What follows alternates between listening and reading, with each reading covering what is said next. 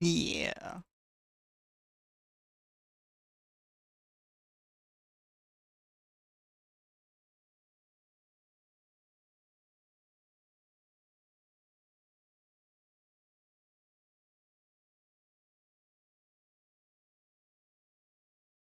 My bot Rix has been like super upsetty spaghetti with me lately for some reason.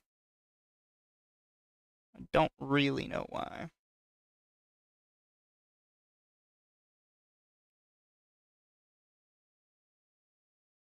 Oh, it's refusing to show the YouTube side of chat.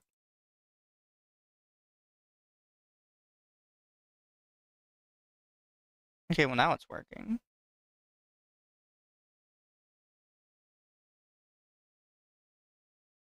Now I've got to go back to hiding bot messages. Oop.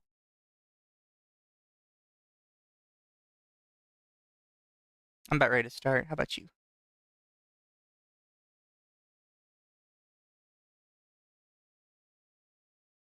Switching screens.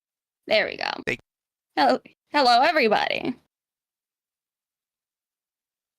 I seen this video pop up when I was re-listening to Loli God Requiem, and I'm like, huh, what's this? I listened to it, and I decided it's time to torment Mizu. just so we're clear, chat. This is Lumi's fault. It is Entirely, my fault. 100%. So It is. if you don't like the choice of video, you can blame them. Yes, you can. Because I need to torment Mizu every once in a while. Since, you know, sometimes I get information on people I didn't know that existed. And then I'm like, oh, well, I wish I didn't know this person existed. Thank you, Mizu. But this one is Hello, entirely Carlos. on Lumi. You guys can't blame me for this one. I have also not seen this video at all. I'm going in entirely blind. Lumi has, I think you said you saw it? I did watch it because I was curious to see just how much of an idiot this person is. And oh boy, howdy. Oh boy. Okay, so bad. Chat, because we have to get this out of the way, because I know everybody's gonna fucking say it. I can already see some people in my chat saying it. We do not insult people based on their looks. However, if you were to ask me to draw a police sketch of a pedophile, this would probably be what I come up with. It doesn't help. He has the glasses, he has the hair, he has the stash. It doesn't help. Discount Weird Al. Yeah, guys, we will not bad. be insulting their looks for the rest of the video, but I would be remiss if I didn't say that as soon as I opened this video, the first thing I thought was, God, he just looks the part.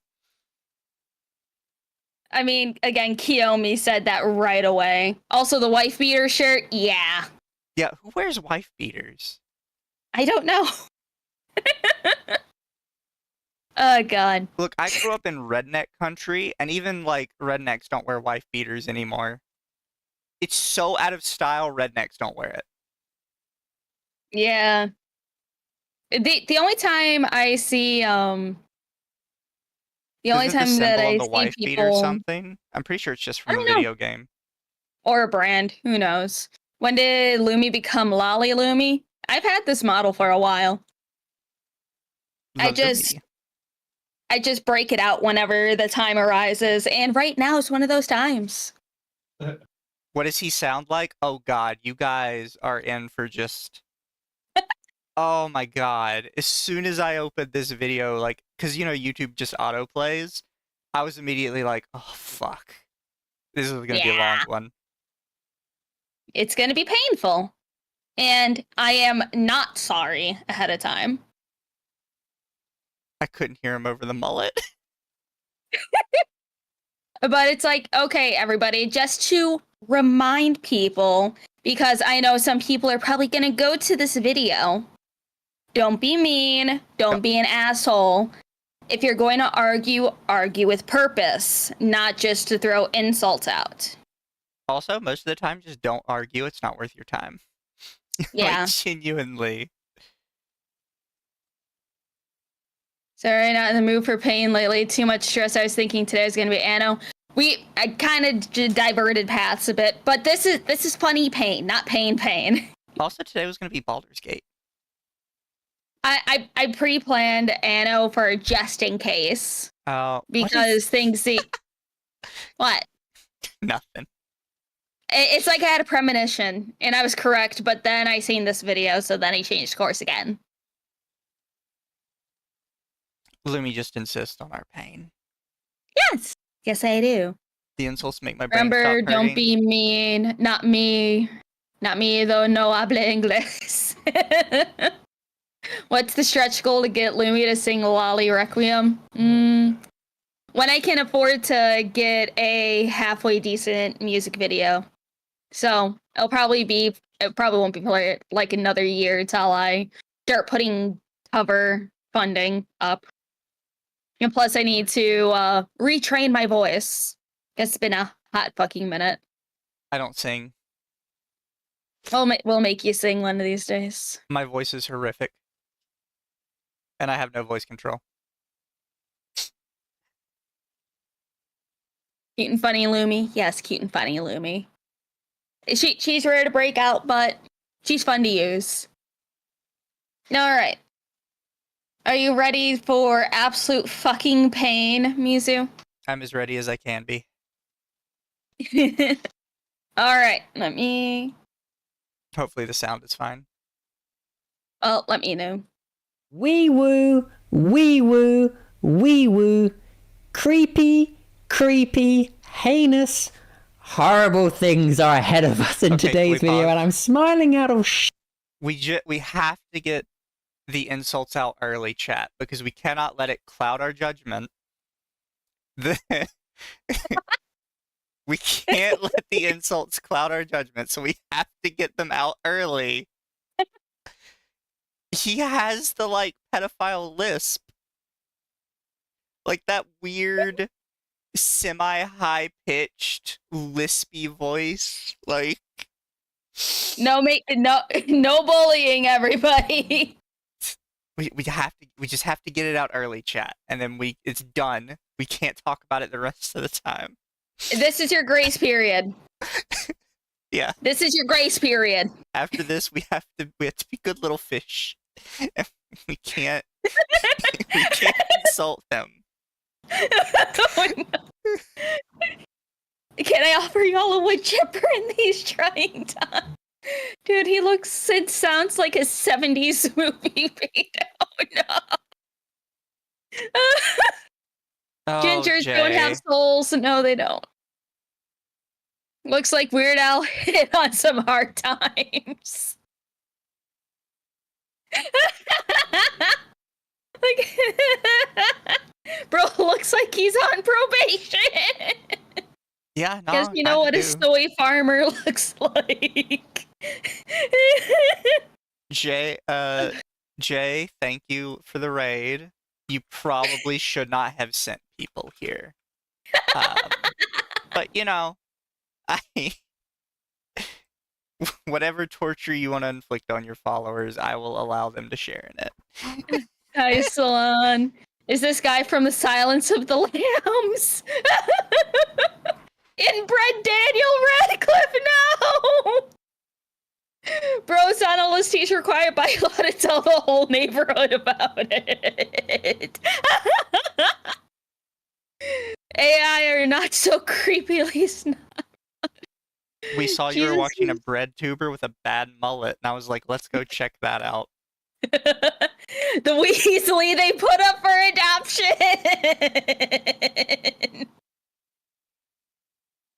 Somebody says I can't unsee the Radcliffe now. Daywalker. He's the one they were warning you about in the South Park episode with all the red-haired kids. Weasley, no. I'd rather listen to AI voices than the squeak. Diet Ida. Shuffle. Destiny on estrogen. Once Idub stole that look, we all knew it was over. Why does he have a nose ring? I don't know. I don't know. Some people like septum piercings. They normally don't look good on anybody, though, just so we're all clear. You can have one, nobody finds them attractive. Is that Brokeback Mountain on his arm? Oh no. I can't tell what it is. Oh god, if it is, that's... Oh, why would you put that on your arm? I don't know. Also, it's not even just a septum piercing. He has both sides of his nose pierced too. Gotta pick one side, my guy, otherwise it just looks trashy. Here, guy, I know you guys can't see it because Lumi's here, so I'm gonna scoot Lumi over for just a second. But it looks like on his other arm here, he's got a tattoo of, like, down in the corner here. Is that like a Aristotle or a Plato or something? Like, what's going on there? I don't know. Or is there just a tattoo of an old guy on his arm? I'm sure we'll see more of his arms as he moves his arms around, because he speaks with his hands a lot. He's very emotive. You know, thinking about that, I should probably... Let's flip the Lumi and put the Lumi over here, so people can get a better view of the screen. There we go. I'm good. The face you see outside your second-story bedroom window. Jesus Christ. He knows they make color for tattoos, right? Look, if you're gonna get, like, tons of tattoos, at some point you need to start doing coloring. At least a little bit. Yeah. Ugh. Okay. Your guys' grace period for making fun of this man has now concluded. We can continue as we pause to discuss. No more physical insults, guys. Be yes, good. no more physical insults, everybody. It is opinionated insults from here on out. All right. Sheer awkwardness, because when I was shown a TikTok about this subject matter today, I was in sheer disbelief for the rabbit hole I was about to spend the next, 5 days going down. Dear goodness, oh golly no, is how I would sum up this whole video. But here we are, and I need to share this burden with the internet. This very song, and the creator featured in it, have a oh so very dark, horrible reality and backstory. Shigure UI. Sorry if I butchered the pronunciation, but that's how I'm gonna say it for this whole video. Zooey mama. But before we get into this hell pit of a conversation, let me introduce myself. My name is Cowder's Life, and on this channel we do video essays discussing things we see on the internet, and then we all discuss it as a team down in the comment section below. So if that does sound like fun for you, please feel free to subscribe, as we're trying to beat this here old ratio. Yoo-hoo! Words of inspiration! Yeah, and if you're not new here, hello again team, it's me, it's still Cow, yes sirree. And at the end of this video, I will be showing you some of my favourite oh no, he's a FNAF fan. Collection. I love FNAF, FNAF loves me, we're one happy family. Anyways, we digress. What's up with that? Lolicons, Shigure UI. Let's discuss this cesspit of a topic. First, we need to start at the very beginning. What is lolly culture and why is it so controversial? The term lolly is derived from Lolicon, short for a Lolita complex, a concept which is originating from Japan that is heavily inspired. I'm gonna pause here. It's like, okay, when someone brings up the definition of lolly or where it comes from, I don't get why people pull it up on screen but not actually read it. Yeah. There's also the fact that everybody's like, they never read the definition and they never talk about the definition. They always say, well, this is where it originates from. You would be surprised to find out a lot of words you use today originate from something that you probably wouldn't want to be connected to. And it's like, okay, I will read the definition on screen since he fails to. I know the majority of you guys in chat know what lolly and lolicon is. But for those who might be joining in, I will read it. What is Lolicon? The Lolicon genre emerged in Japan during the 1970s, inspired by the works of artists such as Hideo Azuma and Ken Akamatsu. It features sexually suggestive or explicit content depicting fictional, childlike characters, often in manga, anime, or related media. Its origins lie in a complex interplay of cultural, artistic, and social factors within Japan's broader manga and anime landscape. The term is a Japanese contraction of Lolita complex, which warrants a little unpacking. I'm wondering where they got this from specifically, because it looks I like it's don't from know. a blog of some sort. I have not the never Wikipedia seen this. page. Yeah, I have never seen this this exact definition before. I mean, people are right. They got the 1970s bit right, although I think it existed a little before that. I could be wrong. Who knows? He might have put this through an AI prompt and asked, "What is a lolicon?" Doesn't Lolita complex come from the book Lolita? It does, I think. I don't know I'm which came unsure. first. It's like the entire thing is muddy on which came first, the book or the meaning, but the book is not Japanese. It's like what, Russian? Yeah. I believe. The book is Russian. So you got to take that into consideration as well. Oh, we're not talking about if Lolita it came out before Lolicon. It's if the term Lolita existed before the book. The book is Spanish. No, I seen that it originated from Russia. Yeah, it's Russian. Yeah. It's God, I can't remember the guy's name. But yeah, I'm pretty sure the book is Russian. Anyways, Russian American. Yeah. It's something like that. All I know is that it wasn't a Mexican that wrote it. It was a Russian of some complex. And the big point with this is that a word's origins don't really mean anything. The term Lolita also existed in France and Spain. Yeah, it's like a culture can have one word and it can mean so many different things in a bunch of other cultures. So it's not a fair argument to say this book is from Russia, but Japan also has this word, so it must mean the exact same thing. Yeah.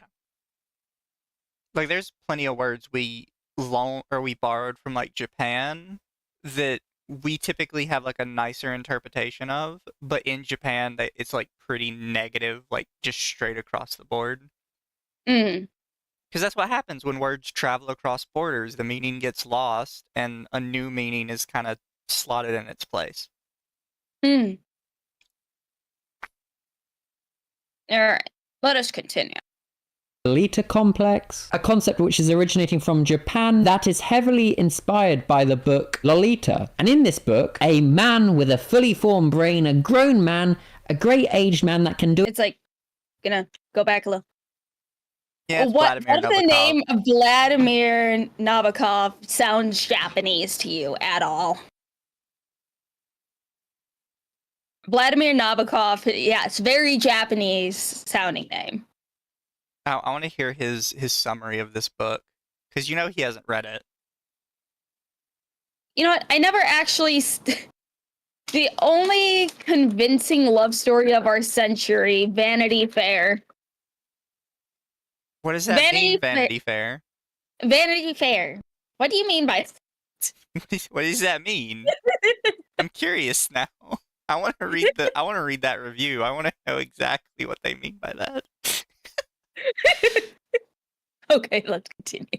book, a man with a fully formed brain, a grown man, a great aged man that can do it all, drink, drive, read, write, vote, becomes madly obsessed with a minor. Wee woo, your moral and ethical alarm bells should be sirening. And that minor girl happens to be called Lolita. She's like 12. Incorrect. Her name is not Lolita. So he definitely did not read the book. No. Lolita is the nickname the main character gives to her. And also, like, I think he just got the spark notes of the book. Yeah. Like, this... Also, the way he's saying it kind of makes it sound like he thinks the book is a promotion of that. It's not. It's an examination of the main character's, like, delusional creepiness. Mm. I don't know what he thinks. To be fair, I'd be afraid to buy Lolita from Amazon. It's like, if the book is available to buy, no one is going to fucking side-eye you. Do you know how many controversial books people buy just so they can examine it and put out, like, you know, oh, look at this, this, and this. Oh, thank you for the super chat, Salon. This more soyed out Ian Jomo impersonator is conflating Nabokov's Lolita with the Lolly. Color me shocked with crayons that this is the people that then turn around working for Prostasia Foundation. Oh, you got another one right after that. And thank you for the 5 Canadian Beard Master. Tinnerman. This guy looks like a grown-up Scott Tenorman from South Park. Apparently eating his own parents did a lot of damage to him. Oh, God. Technically, her name is Lolita because that's a nickname for girls named Dolores in Spain. Look, we get the Spain thing. This was made by a Russian. Yeah, this was a Russian man. Doesn't the underage girl end up ruining the narrator guy and ditching him? I vaguely remember some discussion around it. Oh, hello, Azahara. The book is kind of the main character retelling his experience with this girl that he's obsessed with in court and trying to, like, justify himself to the court. It's like, okay, all right, everybody. I will put up, like, a stupid little dono goal, and, like, I'll probably do this probably in the next couple months. Since Twitch has a new section for reading books, I will say, like, $200, and I will read Lolita on stream, and we can discuss. Then people can't say, oh, well, I didn't read this, so I'm just going to look up it. No, we will read it together as a family. You know what, guys? Get Lumi to that 200. No, add 50 more to it. Get her to 250, and I will join. We will have book club. 250. We will have book club together. We will read Lolita. Yeah, 50 is your stretch goal. 200, you get book club. 50 more, you get book club with me. Yes. I will put up that stretch goal probably when I get back from my minor hiatus. Don't say minor. Oh. A little hiatus for like a week and a half. You gotta choose your words carefully, Lemmy. Shut up. But yes, for $250, we will do a book club in reading Lolita. I want a stretch goal for the foot club. God damn it. No. For 300, get Arch in on this party. You know what? Fucking bet. I will get Arch on this party if we get 300. Hello, Tori. How are you? Okay, let's continue with his bad summary. Yes. And thus the term Lolicon came about. It is often used in anime and manga to describe the attraction to characters who are, or at least resemble, young. Hold on. I'll keep the example showing to a minimum for this, as it feels morally wrong showcasing this type of content, but here's a more tame example. Again, this is one of those things where it's like, you think this is CSAM, but you still post pictures of it. And also, like, see the girls? A manga-style depiction of young girls wearing lingerie. This isn't lingerie. I mean, this is just... It's underwear. It doesn't look like... It's just underwear. It's not lingerie. This is from Wikipedia, though. It is. I recognize the way the link is set up. Or some type of wiki site. Mm-hmm. Lolicon artwork blends childlike characters with erotic undertones. Not necessarily, no.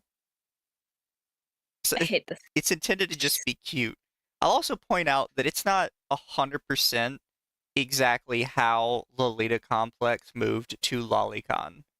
Like, there's nobody in the world except like the first tiny little group of people to come up with the word that have any idea what it was intended to mean.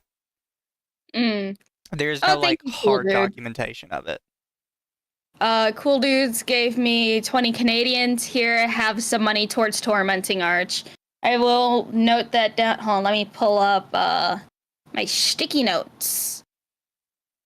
Not chat, that's technically underwear. Those are bloomers. Oh no, gold toward reading Lolita. Do you think this guy will bring up the legal lolly subsection of the genre? I highly doubt it. I know, we'll see. Because my brain, like, completely wiped most of this from my brain after I was done watching it, because I was just so disappointed. I don't doubt at some point he's going to say 1,000-year-old semen demon. Is it going to be member only? No, it's not going to be member only, because it's gonna be crowdfunded. So it will be available for everybody. We can all suffer together.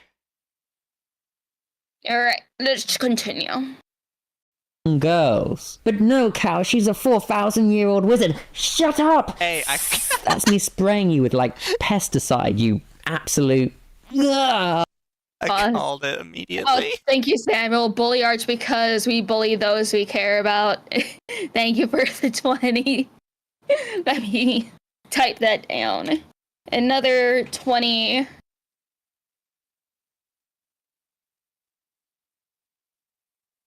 By the way, chat, stay on topic. We're not deviating tonight.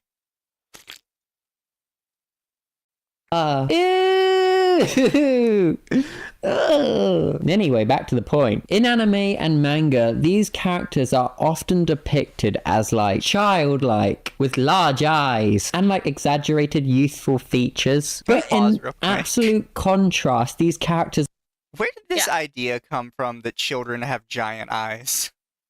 I hear this all the time where people are like, oh, you know, lollies are clearly meant to be children because they have big eyes. Have you seen a child before? Do you think they have giant anime eyes? Like, the fuck are you talking about? Where did you all get this idea that children just have these massive, like, weird anime eyes? That's just all anime characters have those big eyes. That's just a style for the anime. That's not what real children look like. I don't understand where you guys got that from. Like, you've clearly never seen an actual child before. Like, you don't have, like, a little brother or sister, or, like, nobody in your family has, like, a newborn or something. I don't understand how you don't know what a kid looks like. It's literally just a cartoon thing. That's not how kids look.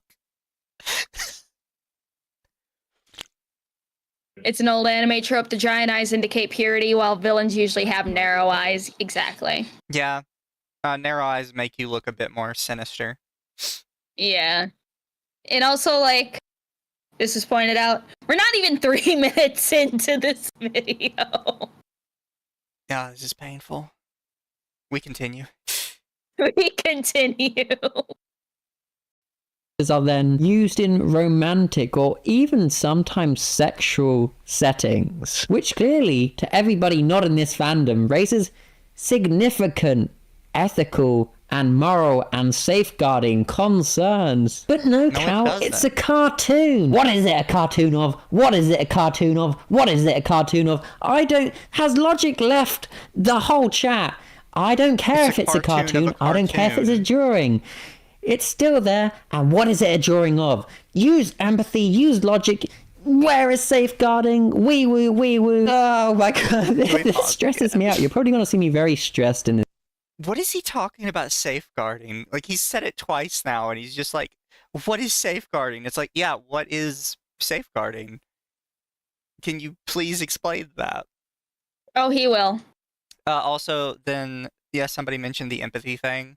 He says have empathy. It's like, empathy with what? The drawing? Don't forget.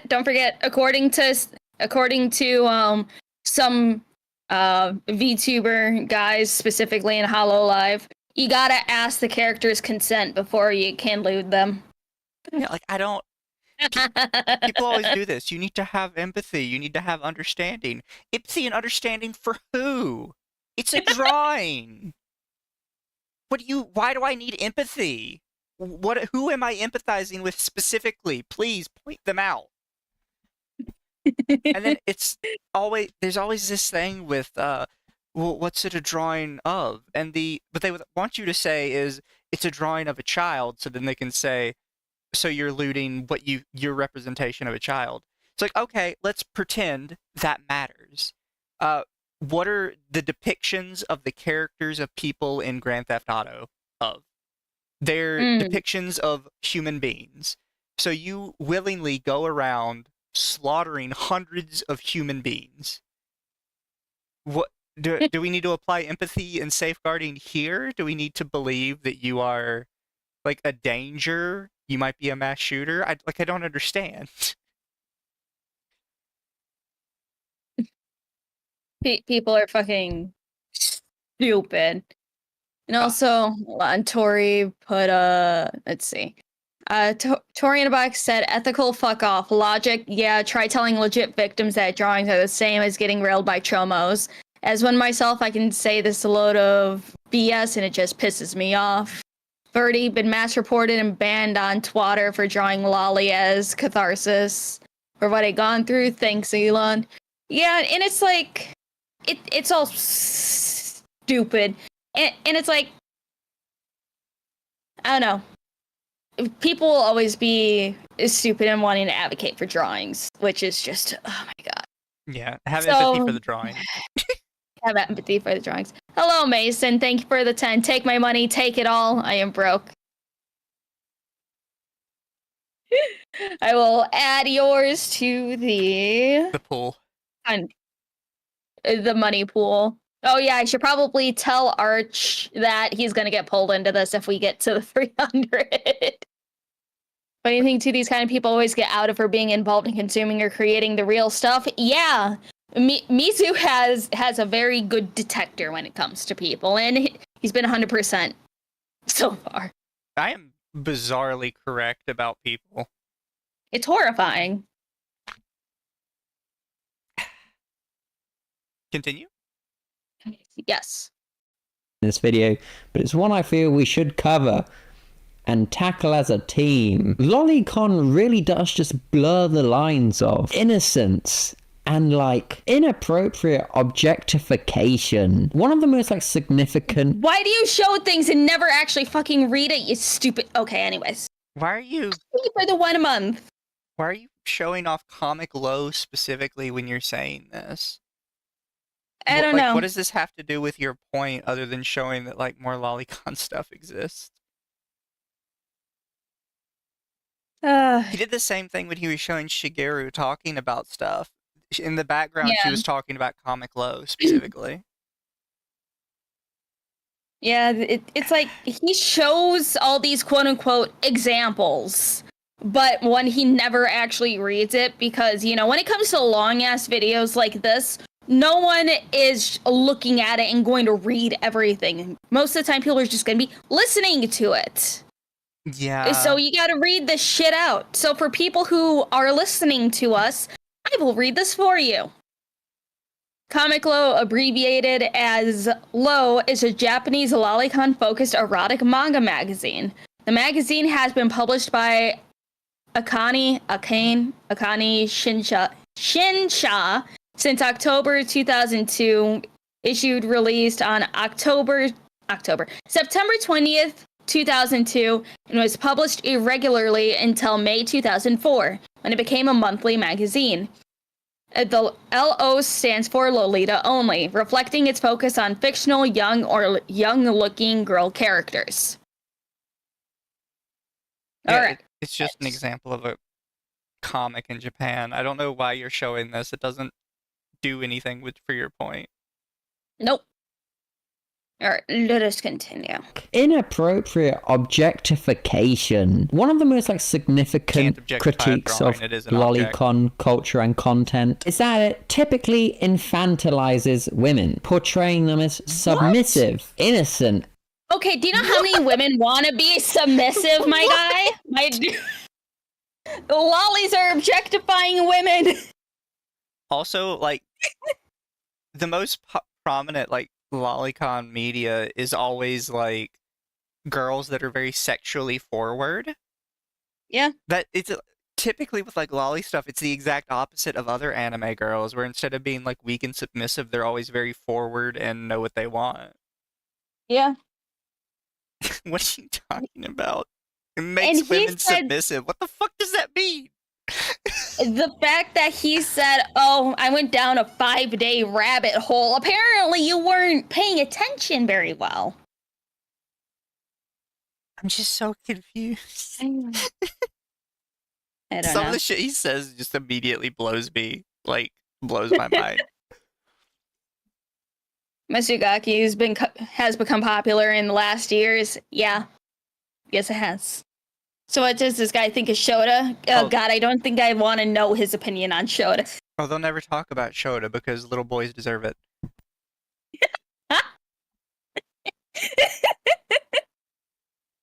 Alright, let's continue.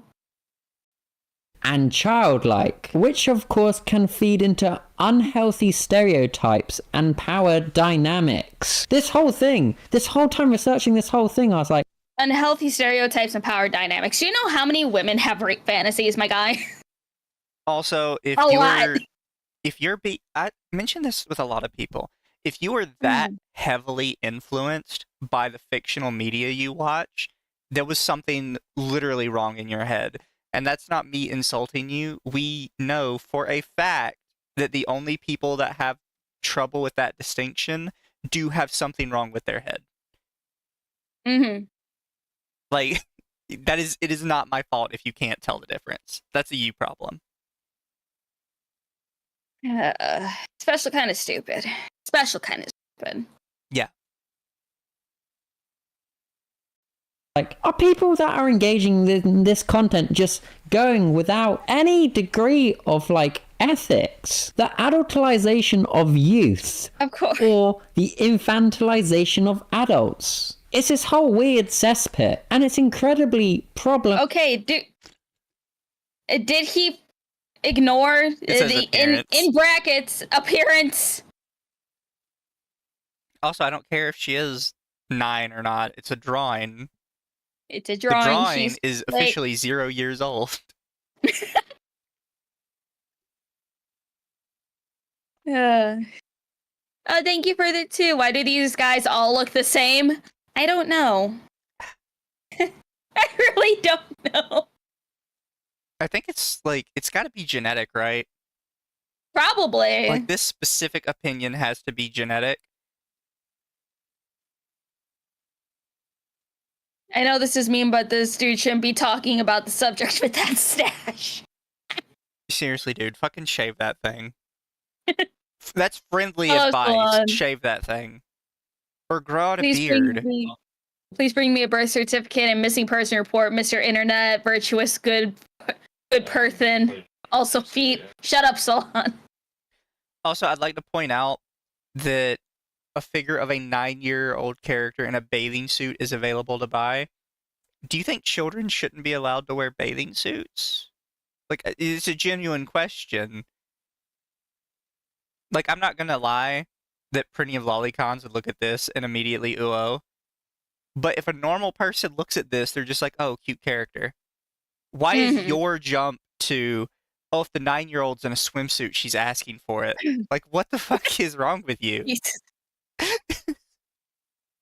Let's see. Got another super and a membership. Shadow Walker, thank you for the re-up on your membership. Calling it now. He's a male feminist. Glad to be here for like a month. Happy to have you here for like a month. And thank you for the 2. I don't know how to pronounce your name. I'm so sorry. So I'm going to say Shala. Thank you, Shala, for the 2. The only rights lollies have are copyrights. Exactly. That's clever. Oh. Shala. Hell yeah, I got it right. Also, Lum Lum, can't stop looking at your model. It's so cute. Oh, thank you. Envy did such a good job with this model. Hold on, I'm gonna quick show her off real quick. It's like this is the full model. Cute little tail and everything. She's so cute, and I love her so much. Cute and funny. Lumi is cute It's and tame, funny. even as far as lollies and swimsuits go. Yeah. Like, there is so much worse you could show off. Especially with the new Shupagaki model coming out next year. Twitch compliant hips, hips protected. Yes, I thought ahead. All variation of Lumi has her hips covered. It's okay. I've thought even further ahead than Lumi, so I made sure my little sailor top covers over my shoulders. Gonna have to draw once I finish Arch's new comp. Oh, I look forward to it. I haven't browsed too deep into your media. I'm going to have to. But I definitely look forward to seeing how you draw lollies. Lum Lum's model is going to end up on a milk carton in this guy's kitchen. Samuel, thank you for the 5. Whenever he walks by, he causes people's phones to give off Amber Alerts. Come on, guys. We got the insults out early. Oh, God. We continue. Yes. Of adults. It's this whole weird cesspit, and it's incredibly problematic because it encourages objectification of young girls and minors in real life. It does. Stop saying it doesn't, because it does. The BBC's Rupert Wingfield Hayes in Tokyo says Japan is still considered one of the world centers for the exchange and consumption of images of child sexual abuse. Crimes related to child sexual abuse have been repeatedly on the rise in Japan. Police uncovered 1,644 cases last year, about 10 times higher than a decade ago. More than half of the cases involved sharing or selling photos or videos over the internet, police said. So, I mean, that... Okay, one... It's important to understand why specifically this is. It's because it used to not be a crime for certain ages. And the age of, like, consent for that kind of media has increased in Japan. So it's 10 times higher because they're finding old images that used to be legal. This is what happened with the Rurouni Kenshin guy. That he had media like that was legal when he bought it, but is now no longer legal because they increased the age. And we can talk about whether or not, like, they should have ever had it to begin with, but the fact of the matter is, it was legal, it's now not legal, and they're finding people that just still had it left over. That's where the increasing cases came from. Yes, when you criminalize something new, the number of crimes in that sphere skyrocket because people don't know. It's like when you criminalized when we criminalized like drinking and we had prohibition, the number of people getting arrested for drinking skyrocketed like 10,000% because now it's illegal. Duh. And it's like, as you can, like, a couple people already pointed this out already. Nowhere in this does it say anything about lolly imagery. Yeah.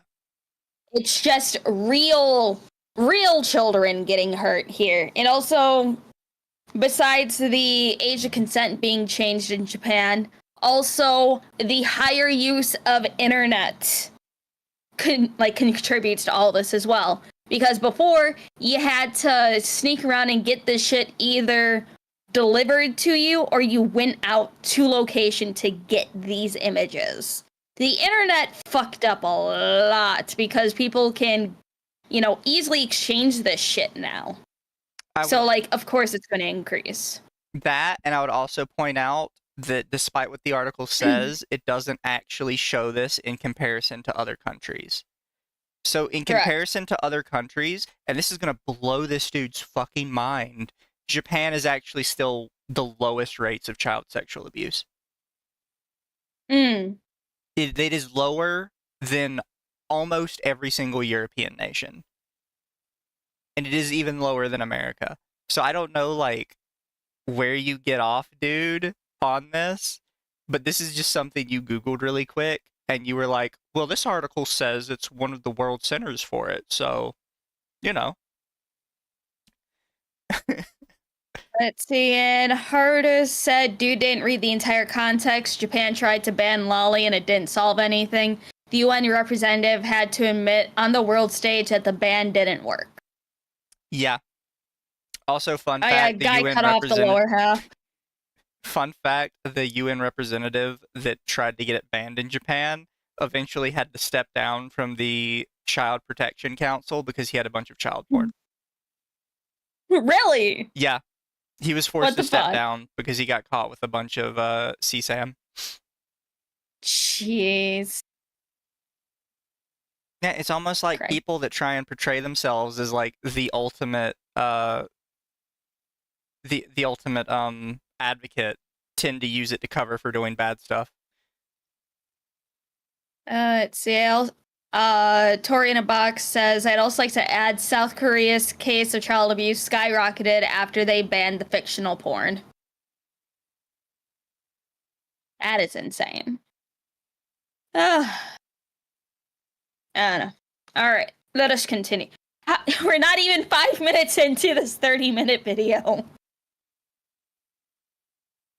Normalizes weird things. And like I said, one of the most common things you'll see in this when you start researching this topic is enjoyers of this type of content often will say, well, Cal, since the content is fictional and drawn and made up from our minds, it is not hurting anybody real. Yes, but you still conjured it from your mind. It's still a stimulus that you're enjoying. If you, an adult, big grown-up, allowed to vote, drink, go out and drive, are conjuring up thoughts and enjoying things of a child in compromised adult scenes, doing adulty things, doing intimate things.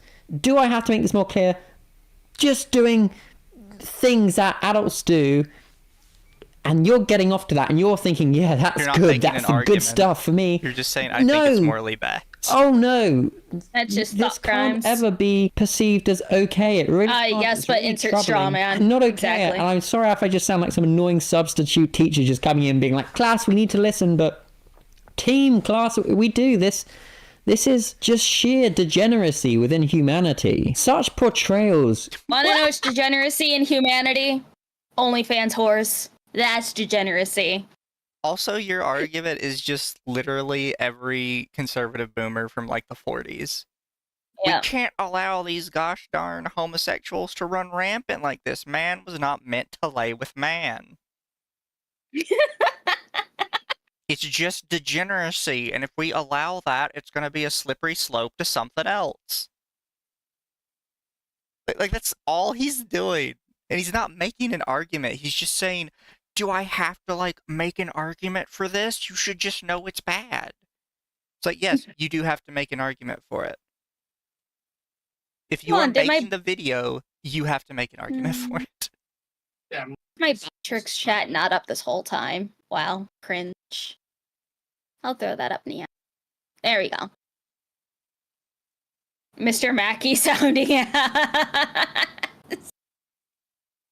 Yeah, but Mr. Mackey's kind of funny. Yeah. Gek TC says, me proving how normal of a person I am by vividly describing being a pedo to people that never had these thoughts. Yeah, the way he describes it comes off super fucking weird. Yeah. We continue. Yes. Can and will normalize the sexualization of young girls. No. You can't just say it can and will. You have to have a real reason behind that. There's already been studies on this. Yeah, but that's kind of what I said a minute ago, like when I was joking about the homosexual thing. That's always the argument, is that it's a slippery slope. And here's the reality, right? The slippery slope for everything is real. But the slippery slope in itself is not an argument. Because everything you do will always lead to somebody saying, well, if they got that, why don't I get this? That's just the way people are. But that's not an excuse to not allow things that should be legal to stay legal. It's the same with like drugs, because you hear this all the time. If we legalize weed, then people are going to want to do meth. Yeah, some people are going to want to do that. That doesn't mean we shouldn't legalize weed. Mm-hmm. It's a non-argument, because the slippery slope exists for everything. Anything you want to do is a slippery slope to the next thing. Yep. This guy is a special type of stupid, I swear. Hello again, Samuel. Thank you for the 5. I'm going to sleep. Keep it up. You can put all $35 onto Bullying Arch. Will do. I'll probably just take all the super chats from this one stream and put it towards the Book club. dono pool of. We'll put it in the Lolita pool. Please know that's how. Hold on, let's see. Shadow Walker. What did Shadow Walker say? Okay. He says just tax it. Oh, just tax it. Tori said, please know that's how Australia got alcohol that costs an arm and a leg more than almost everywhere else. Jeez. Looking forward to the day this dude's secret CSAM stash gets dropped. Also, hi, Lum Lum. Hello, Chaos Gang. We continue. Yes. Which in turn will desensitize viewers to real-world issues of exploitation and child abuse. An example of how Lolicon content and consuming it is problematic is it because it desensitizes people dressing up as these characters on TikTok and that doesn't prove what you said. That's just fandom in general. It's just cosplay. What do you mean it normalizes people dressing up like this? That's cosplay. It's a costume. Why is everyone hating? She's pedo baiting because she cosplayed as a lolly who was made for the purpose of pedo bait, who is a VTuber, aka the character in the song. This isn't helping your argument. What are you talking about? Well, she dressed up as it, so that means that she's normalized to abusing children. What the fuck does that mean? Where did you get that? If an adult woman dresses in a schoolgirl outfit, that means she's okay with children getting abused. Where the fuck did you get that? What? Also, chat, almost every comment under this video is agreeing with him. Yep. And it's got a sizable number of views. So I'm just... It has about 14,000 views, so it clearly hasn't hit the Lolicon side of the internet quite yet. But we're introducing it to it. Also, introducing yes, chat, his this video was AX. I was actually here when this girl was doing this dance. Nice. Alright, let us continue. Doing the dances. So it's being taken from this cartoon context and being now put into real-life humans getting involved in this She even says that she is shorter than 5 feet, so it's like, are you body shaming her for being a small woman? Also, like how you have the half-naked woman in the background. Very nice. The fully dressed woman in the foreground is the problem normalizing degeneracy, and then there's a half-naked woman just in the background. And also, she's wearing shorts underneath the skirt, too. She didn't have to do that, but she did. So shut the fuck up, you stupid bitch. In fairness, she probably did it because she knew she was going to be dancing, so she wanted to make sure she didn't flash everybody. Yeah. Content. But no, it's fine, Cal, because it's an adult doing this content. Yes! Is that supposed... What do you mean how lolly enjoyers try to justify it? That's not us trying to justify it. That is the justification. Right. Oh my god. That is a, like... I see this with people a lot, where you give them just a straight, valid rebuttal to their, like, complaint, and they're like, oh, you're just trying to justify it. No, I'm not trying. I did. It's like, conversation over. I won. That's all there is to say about it. She is an adult. She is allowed to do this. There's no problem with it. I love you guys. You two are the best. Oh, thank you, Auntie. I'm happy that you are enjoying the suffering with us. He's trying to come off with a gotcha, but is making himself seem even more schizophrenic. Yes. Yeah. Like, they'll say that just because she's an adult, she's allowed to dance like this. What? I don't know how to respond to that. Like, yes, adults are allowed to do adult things if they're doing it with other consenting adults. I didn't think this was, like, debatable. All right. Content. No, still weird, still creepy. Stop trying to justify it by being like, no, but look how adult doing it. It's no. That's not Okay, art. so what? And also, are you also going to? Where are the people that are shaming the people who are doing the adult diaper baby bullshit? It's that's worse than the lolly thing, in my opinion, because they are acting like a baby. Some people will justify this by saying there's an adult doing it. No, weird, weird, weird. What? I could say that about anything. I could find anything weird. That's not an argument. I'm so confused. Surprise Rev says Desi doesn't have a video about this moron yet. This video came out 2 days ago. I caught this shit early. So somebody chat if you mentions furries. Like, that's literally how people feel about furries. Oh, you think it's adorable as an adult to just dress up as a fox in public? No, weird, weird. Like, it's the same argument. The fuck is wrong with you, dude? Oh, thank you for the 5 Canadians, Beardmaster. Talking about degeneracy when you look like this is rich coming from him. This guy probably likes watching his girlfriend getting railed by somebody else. This isn't even like the height of consent at this point. This is like the normalcy of consent. If you're not normal enough, you don't get to consent. Like, that's all I'm gathering from this, is because it's weird, she can't consent. I'm so confused. So short adults are children now. I'm 5 feet tall, so I guess I'm not the height of consent. Oh yeah, Limmy's been under the height of consent. Yep. Personally, I might have the eye spacing of consent. The eye spacing of consent, God. I have to see if I can find that and send it to you. But there's an eye spacing of consent now.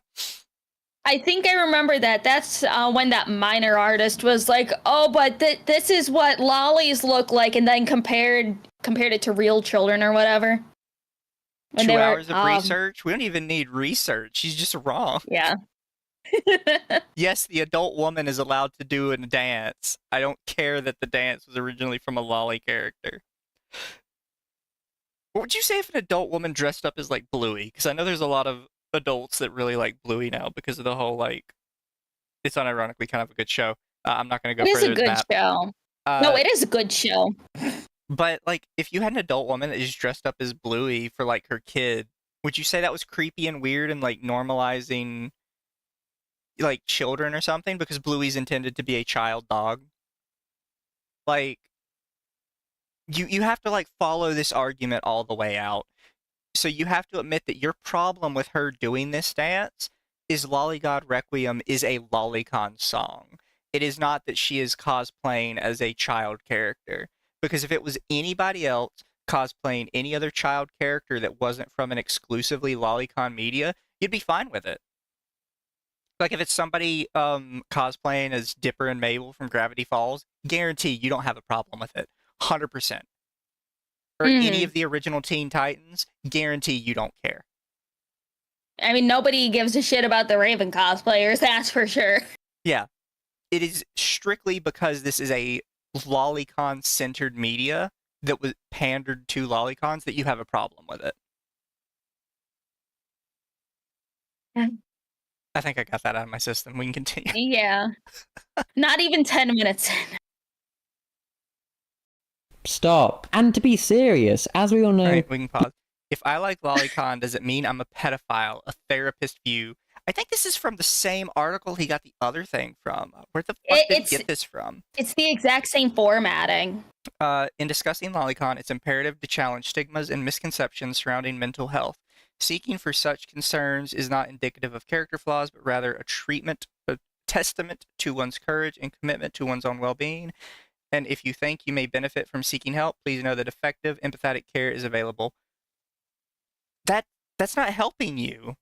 This doesn't say anything negative about Lolicon. This is just, if you feel like you need help, reach out and ask for it.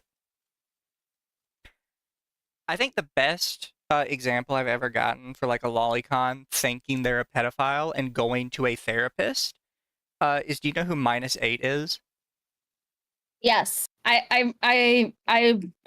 looked heard, at a like, the lot of his story? art. The story, like the whole Tumblr thing. Yeah. Some of it. So -8 originally only did like Lolicon artwork, almost exclusively. And at some point, he started to think that he was a pedophile. So he went to a therapist and he like, laid it all out with the therapist. And the therapist pretty explicitly told him, no, your attractions really aren't that weird. These thoughts you're having about possibly being a pedophile are intrusive thoughts, and those are actually fairly normal for people to have. Your brain is questioning itself, and it's basically running checks on itself. So for those of you who don't know, intrusive thoughts are when your brain runs a check on itself. An intrusive thought does not mean you're a bad person. It is your brain saying, would I kill somebody? No, I wouldn't kill somebody. It's like an internal mental health check that most people have. And for people... Okay, I think I found it. I think I found the thing that he's looking at. This is from a fucking OCD website. I'll send it to you. What? Yeah. Here you go. Here, I'll open it on my phone so I don't mess up the stream thing. An OCD website? It's an OCD website. I'll post it in chat for anyone else who wants to look at it as well. He cut out a lot. As a kink-informed therapist with years of experience treating obsessive-compulsive disorder, I've helped people who worry what their enjoyment of Lolicon says about them, and I believe it's crucial to approach the topic with sensitivity, empathy, and a comprehensive understanding. Yeah, this is the same thing. This is exactly what it is, because it starts with the what is Lolicon, it describes what Lolicon is, Lolita complex, understanding OCD, One of the complexities surrounding Lolicon is the blurred line between fictional characters and the real-world context. In cosplay and anime art communities, enthusiasts often bring characters to life, blurring the distinction between fantasy and reality. There are all sorts of widespread conversations about exaggerated or unrealistic art styles, the relationship between kinks or fetishes in real life, and even the relevance of story or lore to the ways certain characters are depicted. All of these questions can be triggering experiences for people dealing with ego-dystonic thoughts and distressing doubts about themselves. It's vital to recognize that indulging in these fantasies does not signify criminal intent, even when confronted with real people embodying fictional characters such as cosplayers. That said, addressing the potential legal implications of Lolicon is important. In some places, it is illegal, which is true. In discussing Lolicon, it's imperative to challenge stigmas and misconceptions, which is, I think, this line. Yeah, it seems like in this article that, like, what they're focusing on is people that seem to not be able to separate things. This doesn't sound like they're talking about people that like Lolicon. It sounds like they're talking about people that can't separate the fictional media from the real life media. Yeah, if you go further down, it'll say Lolicon and OCD.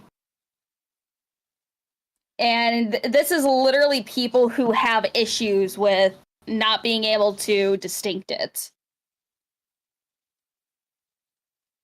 Yeah, this is probably what -8's therapist told them, because that's what when they came back to online activities, they were basically like, yeah, my therapist basically told me that my fear itself is the mental problem, not like what I'm into. basically. Yeah. That it was their over concern and their over self-regulation that was actually their issue. So it's like this dude's 5 days of research was just this OCD article. And it doesn't help them. Like, if he actually read the whole article, it's pretty clear that, like, they don't think Lolicon is the problem. They think people... In fact, this is exact opposite to what you're trying to say in this video. This article is saying that the over concern of Lolicon being real is the problem. This article's condemning you, bro.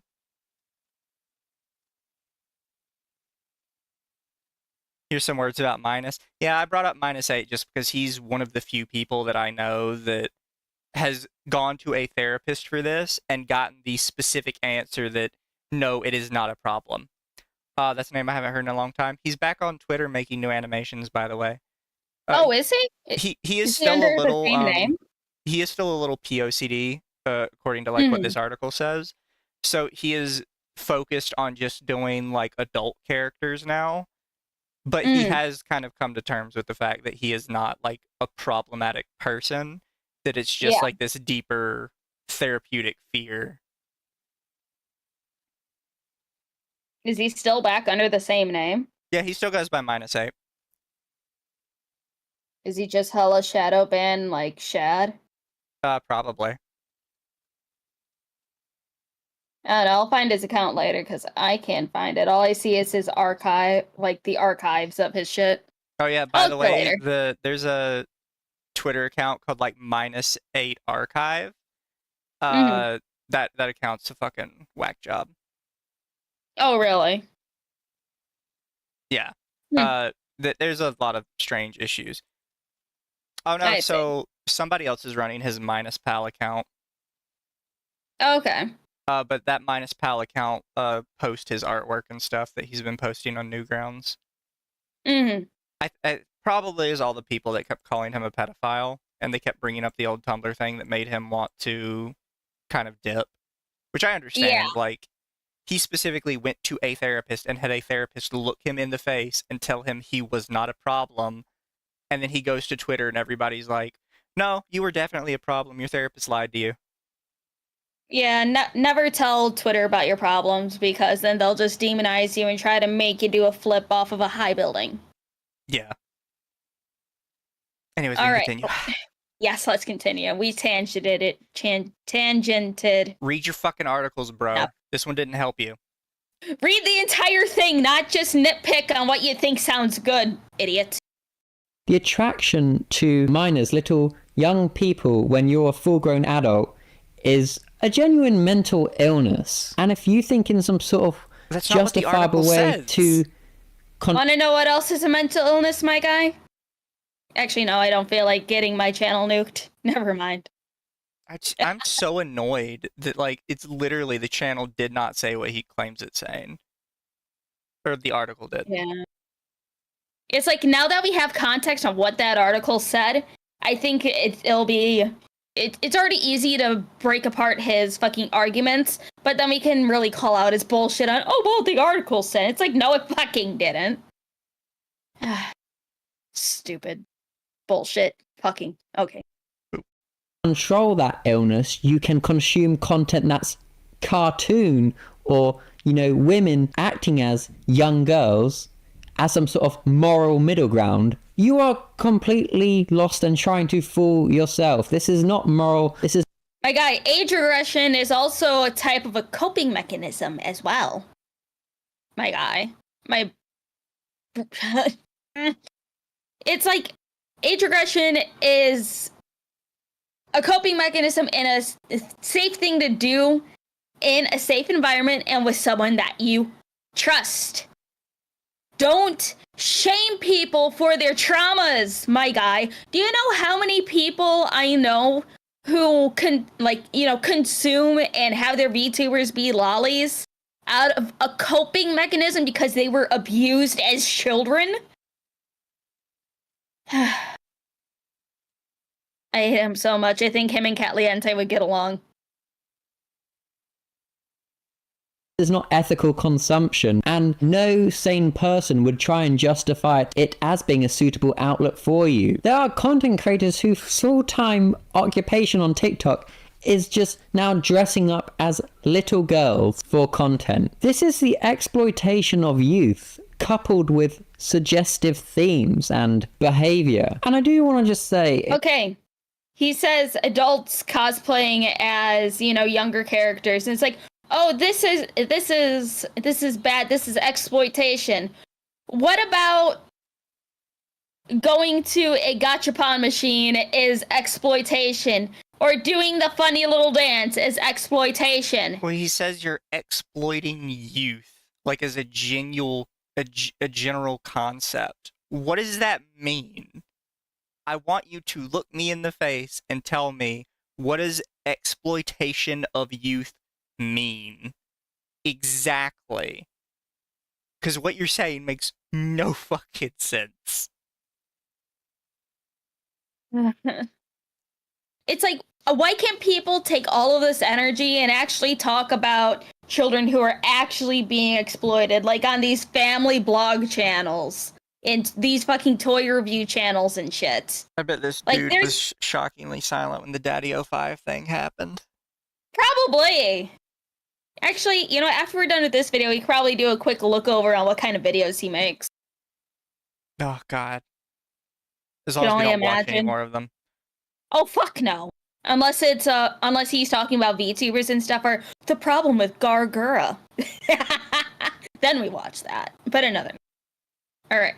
As little girls for content. This is the exploitation of youth, coupled with suggestive themes and behavior. And I do want to just say, if you're like just a regular person going about the day and you just see this funny little cartoon person dancing on a screen to a catchy beat, and you're just like, oh, that's funny, that's cool. Yeah, you're not now inherently bad or anything like that, because you're not actually into that world. Much like myself, when I first saw this, I was just like, this is just a little cartoon character, right? Surely there's nothing weird or bad going on here. Wrong, so wrong. So is it inherently sexual or isn't it? Because your entire argument is this is like some kind of weird, inherently sexual thing. But now you're saying, oh no, if you see it, you wouldn't think anything about it. Okay. So is it inherently a problem or isn't it? Basically what he's saying is it's not a problem unless you like it. Mm-hmm. That doesn't make any sense. That article was from 2014. Yeah, but it would still matter what's in the article, but I don't think the article is very valid. Yeah. It's like we are providing the full context of the article and what he was nitpicking out of it. Ethical consumption, what is he, a communist? If he's a communist, my first response to him is going to be there is no ethical consumption under capitalism.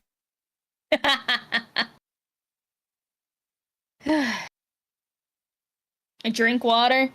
I haven't had a drink of anything in a while. I should probably go grab a drink. Hold on. I'll be right back. Okay. No, chat, I don't expect him to make sense. I just expect him to not be an idiot. Like, it is blowing my mind after reading this article, and I still have it up on my phone, that he pulled up this whole article, that the entire article is telling him that his entire worldview is a mental illness, and he's sharing it to people on his YouTube saying, no, actually, you're the problem. This article says you're the problem. It's like, no, if you read it, it says you're the problem. It says you are mentally ill for thinking lollies are real kids. Oh, holy shit. Peep his fit, bro. We're not insulting his looks. We're being good. We're being good. Oh, oh my god, dude. All right, I'm back. I don't get it. I was telling Oblivious, it's just wild to me that he pulled up this whole article. That if he read the whole thing, it's literally saying that his entire worldview is a mental illness. And he still walked away and is like, this article proves everything I believe. No, this article condemns everything you believe. Why are you sharing this? I did go to his video and check it. He doesn't have this article linked in the description at all. In fact, his description is like one sentence. He definitely didn't want people to go looking this article up. Oh God. Auntie is sharing some clips. You go, Auntie. All right, let's continue.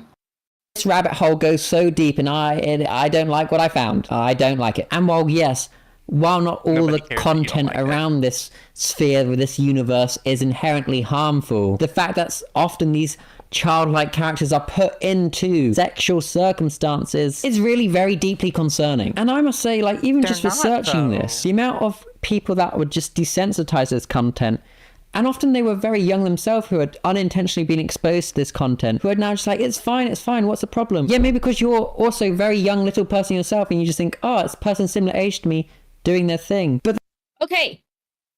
Lolly content is not ever catered towards children.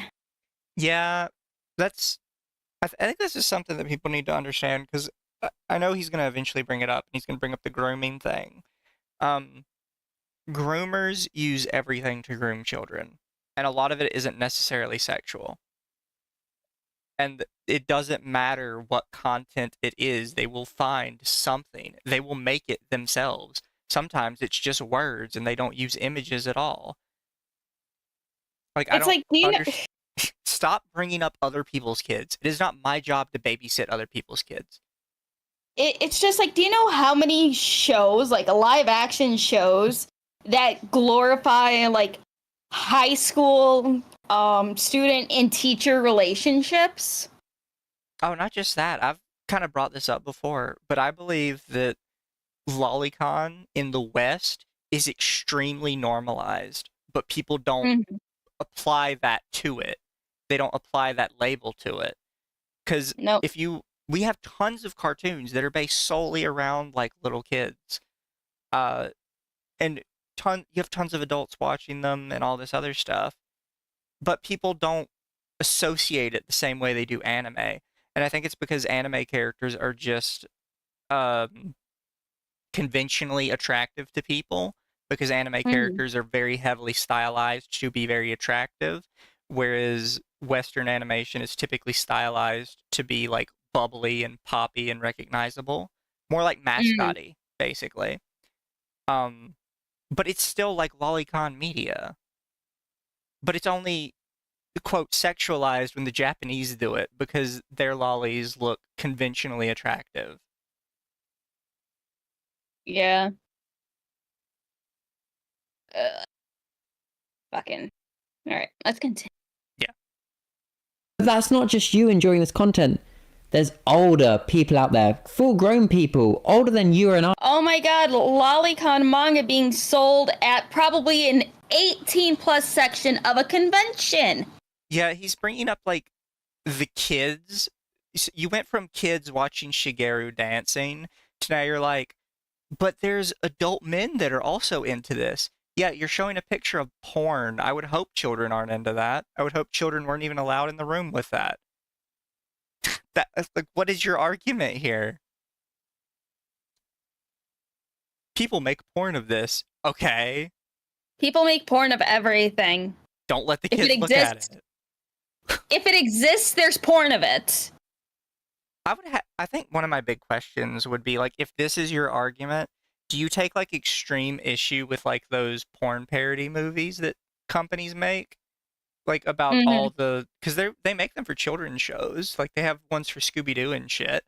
Are those like deeply problematic because it's based on children's properties, even though everybody in it is literally an adult? Oh, and Arch, since you're here and stuff, the chat has volunteered you to if I get $300, we are going to read the book Lolita. Me, Mizu, and you. All three of us are going to read Lolita and talk about it. We're gonna do Lolita Book Club.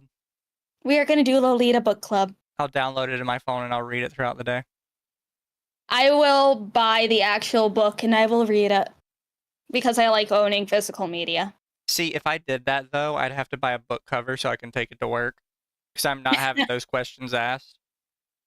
No, like I would read the actual book live on stream. Yeah, and but censor what I need to. I'd want to like read the chapter ahead of the week so we can have like a proper book club. Fair. Arch, no, you need to commission some lolly art from Tori. No, just race mixing and furries. I could go for some race mixing right now. But Arch, you're going to join us for the Lolita book club. You're welcome. Chat volunteered you, so. Isn't it banned? No. There's only a couple books that are actually banned in America. Most of them terrorist-based. All right, let us continue.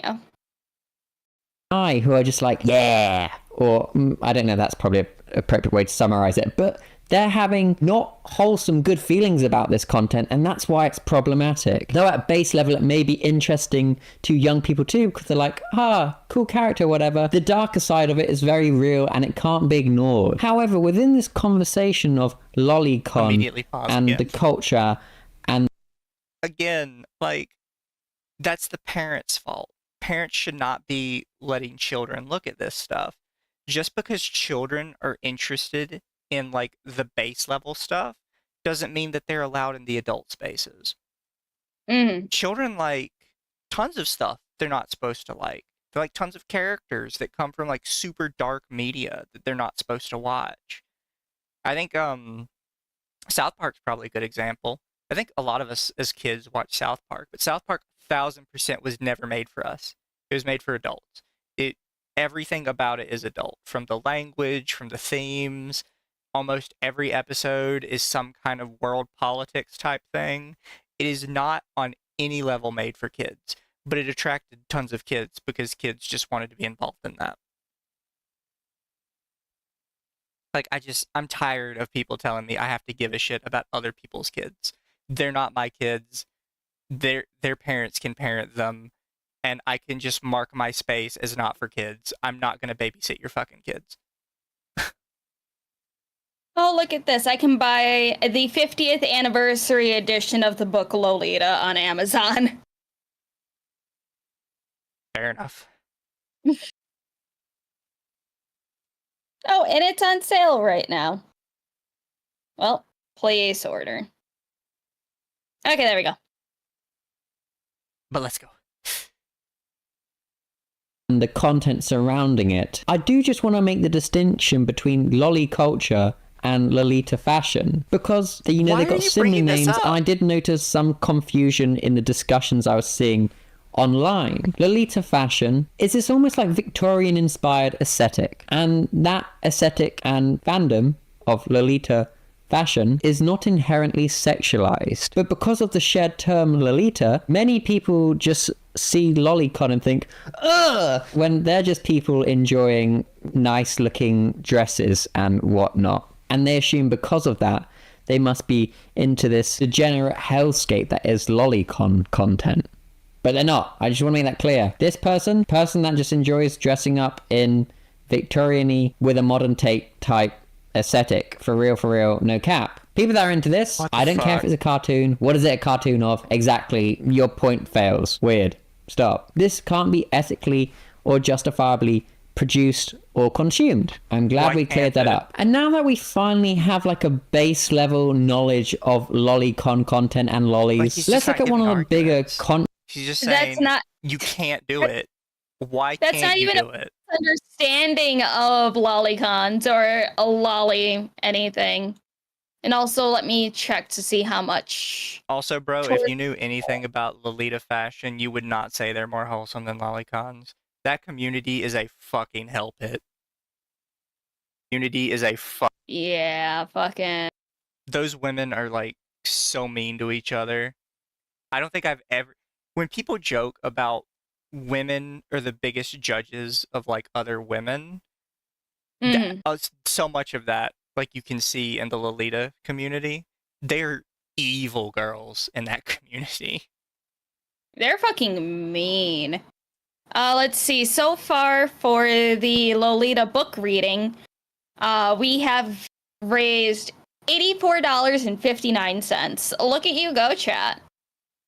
I think probably the best example I can think of, right, is, like we have Chris Chan, right, who is a part of sort of the wider lolcow culture, and there has been, to my knowledge, like one or two Chris Chan like sex tapes that came out, and everybody hated the people that convinced him to do it. They thought they were evil, and they thought they took it way too far. There is a female version of Chris Chan who is in the Lolita fashion community called Pixie Terry. Those girls got numerous sex tapes out of her and tried to leak them everywhere they could. Like, you have to think that even, like, the Kiwi Farms people were like, yeah, you shouldn't be doing this to Chris Chan, you're putting it too far.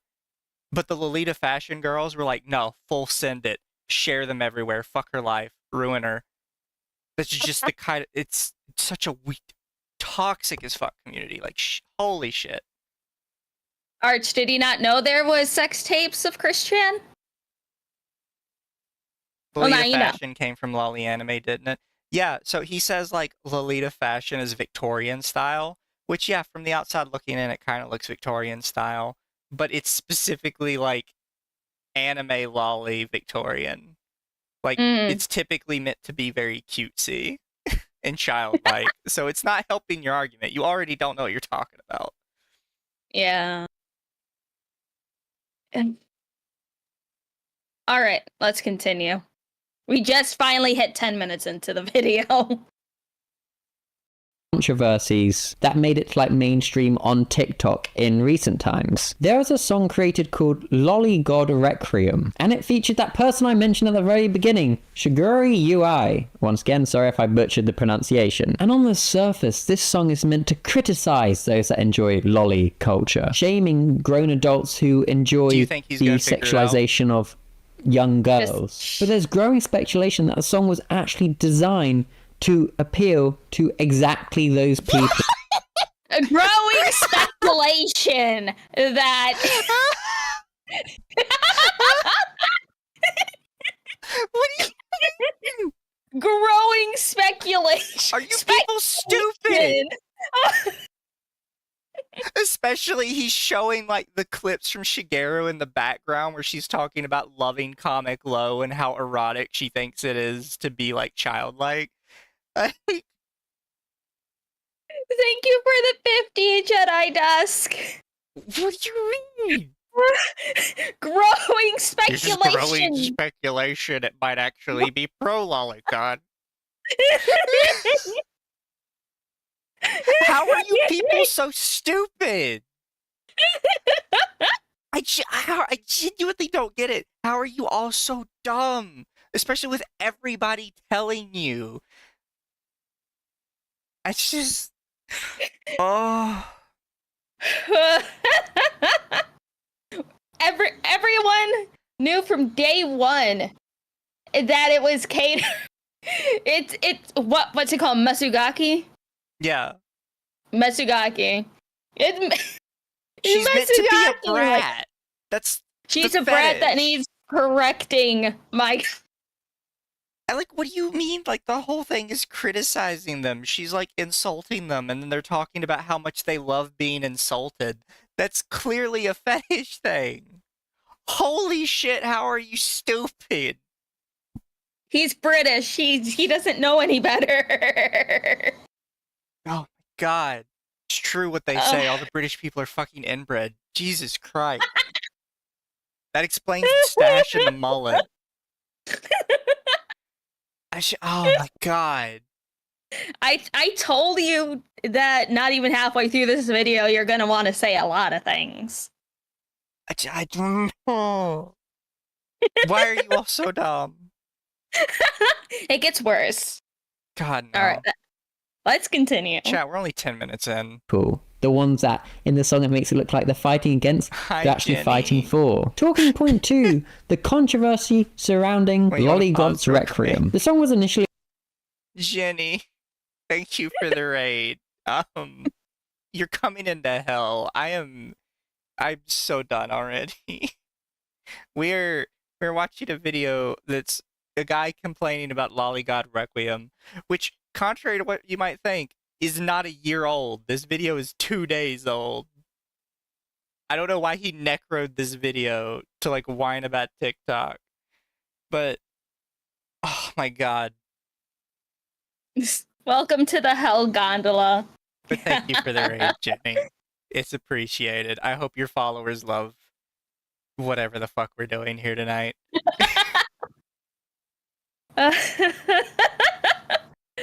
Hi, Rosa. How are you doing, baby? For you guys, the part we just passed was he just said there is growing speculation that Loli God Requiem might actually be pro Lolicon and not anti. Have a good night, Rosa. You probably don't want to stay anyways, trust me. Good night, Rosa. Get some good sleep. Bull is freaking out in Discord about the book possibly being banned. It's still being sold. If he wants to look into the rules of reading books for like the different fucking streaming platforms, he can do that.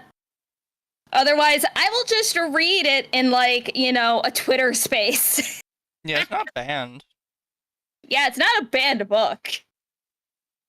If it's banned, it's banned in schools or something, but there's really almost no banned literature in America.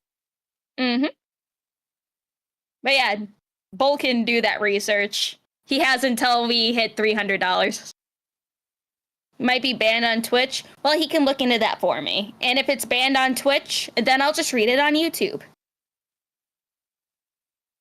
I don't think I've ever seen Twitch having bans against books.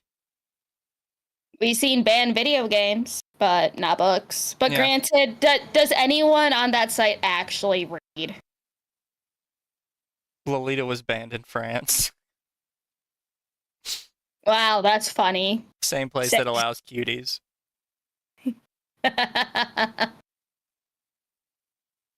Alright. Let us continue. Released a couple of years ago, and then shortly went viral on TikTok after, you know, the animated music video was released. And in this music video, it featured an aged down version of Shigure UI. And for context, I should add, Shigure UI is this like virtual tuber person, virtual reality person. Instead of watching a real human, you watch virtual reality character. And that's not me punking or clowning on people that are into. This annoys me that every like regular YouTuber acts like vtubers or some esoteric, complicated thing that's too hard to understand. Like, guys, we've had people doing PNG tubing online for decades. Like, it's not new for somebody to have a virtual avatar that they're speaking through. Like, you get what I mean, right? Yeah. Like, I don't understand why you guys are pretending like this is complicated. All you have to see is, oh, this person uses a virtual avatar. Duh. Holy shit, that was so complicated.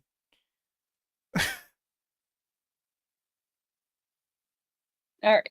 Let us continue.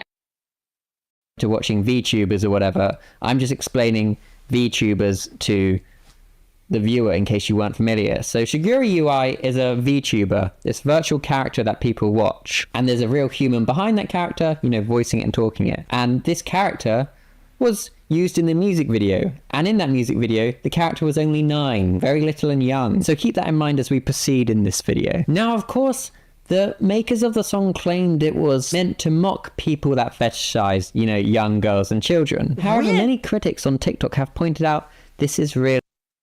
Where? When did they ever say that?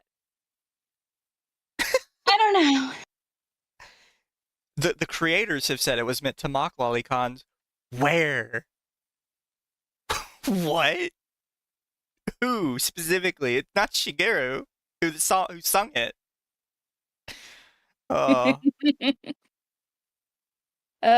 See, people saying this song is about hating on lolicons clearly haven't researched anything about the creator of the song. She doesn't hate lolicons. Everything she does in the song is to appeal to lolicons who like being degraded. A lot of her most famous VTuber clips are literally her talking about lollies. Yeah. They say, I'm a bit confused by what you mean. They reply, a lot of people have been saying the song is against Lolicon, because in the lyrics it's basically roasting them. But in reality, the song is made to appeal to Lolicons who like being degraded. It's mostly a kink thing for people. The creator of the song has often spoken about Lolly in a good light, and some even consider her a Lolicon. She has a whole persona, which she calls the 9-year-old, where she does a Lolly voice and has done multiple streams as that character.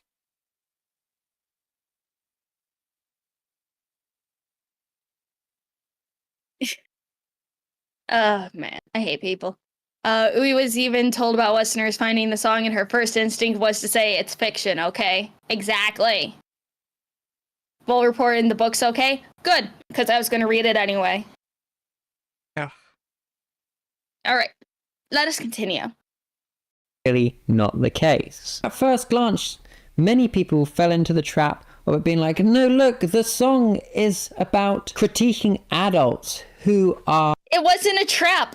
It's just people being fucking retarded. Because you could use that for anything. Like, you could say, here's a wild one, but it's in the same vein.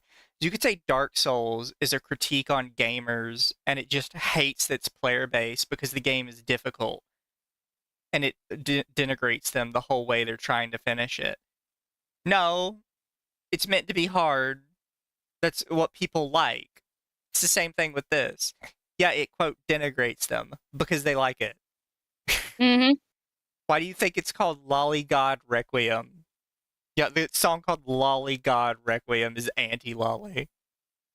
Good fucking luck with that one, bro. These are the same people that tell you you don't have media literacy if you identify with any evil character in media. Because he's totally making fun of you, bro. God, I almost don't want to know what other videos he's created. They don't look good. All right. Are attracted to childlike lolly characters. But the reason why this is so controversial is because of how it can actually be interpreted. And this big talking point is that instead of shaming the people who are attracted to children, it's actually pandering to them. The people saying it's anti-Lolicon song are basically plastering a big sign over themselves saying, I only just found out who Ui is through this viral video. Prior to the release of the MV, Ui Mama had a whole 3D concert of her role-playing as a lolly for the lead-up to its premiere. Hell, this entire thing was kicked off because years ago, Ui Mama lost a bet with her Lolicon friend Toya from Niji Sanji and had to role-play as a lolly for punishment, only for it to take off and become a popular bit she does every now and then. Hell, at the end of her Lolly 3D concert stream, as a joke, she swapped back to her old model, then got locked up in prison herself because she was a Lolicon herself. I mean, one, base Niji Sanji talent. And two, just... $2 for the book. Also, merchant is happy with shilling. Oh, very good. All right. Let us continue. Them. People are pointing out that the song's playful nature, its childlike tone, combined with its focus on lolicon culture, is actually, on purposely, subtly trying to appeal to the people it is supposedly critiquing. The fetishization of shame. This is a trope that happens. So you know what it is. What do you mean? Yes, he like, knows what it is. What do you mean earlier when you said there was like a, what was his exact wording? The speculation, a growing speculation. Yeah. You know what it is at the time, like you're making this video. What do you mean growing speculation? Oh, God. At its core, Mesugaki describes girls who are small, young, provocative towards adults or their superiors, are full of self-confidence and assertive about it, and have a tendency to be temptress's teases. It's funny that, first off, he's covering Loli God Requiem, which deals with Mesugaki, but he opened the video by saying it was fetishizing innocence. You know the subject you're covering kind of disproves the start of your video, right? Yeah. This is not helping any part of your case. Fucking idiot. All right, let's continue. Manga and anime, and in lolicons, that, you know, people have pointed out on TikTok. There's people that actually want to be shamed for their interests, almost viewing it as part of the fetish itself. And this is not a big fetish shaming conversation or whatever. It's nothing like that. But if your fetish is liking cartoon characters that are children, it's a child, but it's not real, count up. I don't care if it's not real.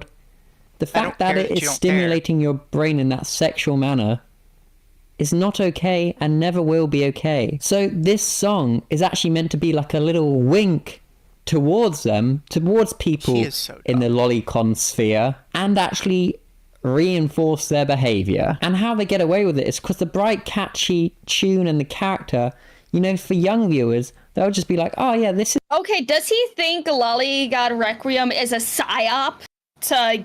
He does. To get people to like Lolicon? That seems to be what he's saying. And it's like, this was not meant to appeal to young viewers. This wasn't even meant to appeal to a general audience. This was meant to appeal to specifically Shigure's followers. Mm-hmm. This was not meant to be like a wider thing. It blew up way more than she probably expected, for sure. But it was not meant to appeal to any community other than her own. It quite literally left the target audience. Yeah. And it left the target audience so much that it has 111 million views as of yesterday. Yes. Which, good for her. Congratulations. Yeah, chat's freaking out. Why did he say growing speculation? Like, what do you mean earlier on growing speculation? Because you knew all of this. You were writing this video. You were scripting it. Like... All right. I'm gonna rewind 10 seconds so then he can get to start of his sentence. 5 seconds, whatever. Blech. Catchy tune and the character, you know, for young viewers, they'll just be like, oh yeah, this is cool, this is fun, little fun character, my age I relate to, or whatever. But who it's actually for, and the... Okay, if he's thinking that this is geared towards, you know, children that are the same age as the characters, and what are 9-year-olds doing on the internet then? Not just that, how is this relating to 9-year-olds? Just because the character is supposedly 9? Like, what specific part of this character's actions and situation is meant to relate to children? Like, is this a normal thing for you, bro? You harass children and it's teaching them how to say no to you? Like, I don't understand.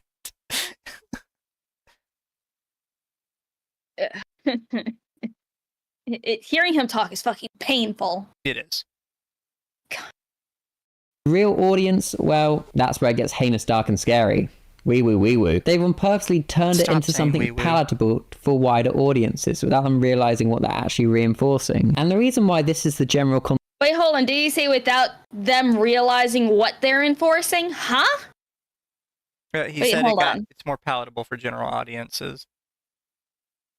I mean, you can just react. For wider audiences without them realizing what they're actually reinforcing. And the reason why this is the general consensus online now is not some sort of weird, just plucked out of thin air nonsense that people are just saying. It's because of Shigure UIs, so the person within this music video's actions and some of the things they've said online. They themselves appear as this young 16-year-old character online. Why are they always 16? Why do they never age? I wonder why that is. Shigure UI. Because women like to be young, you moron. Yeah. My mom, to this day, says she's 18 for like the 20th time.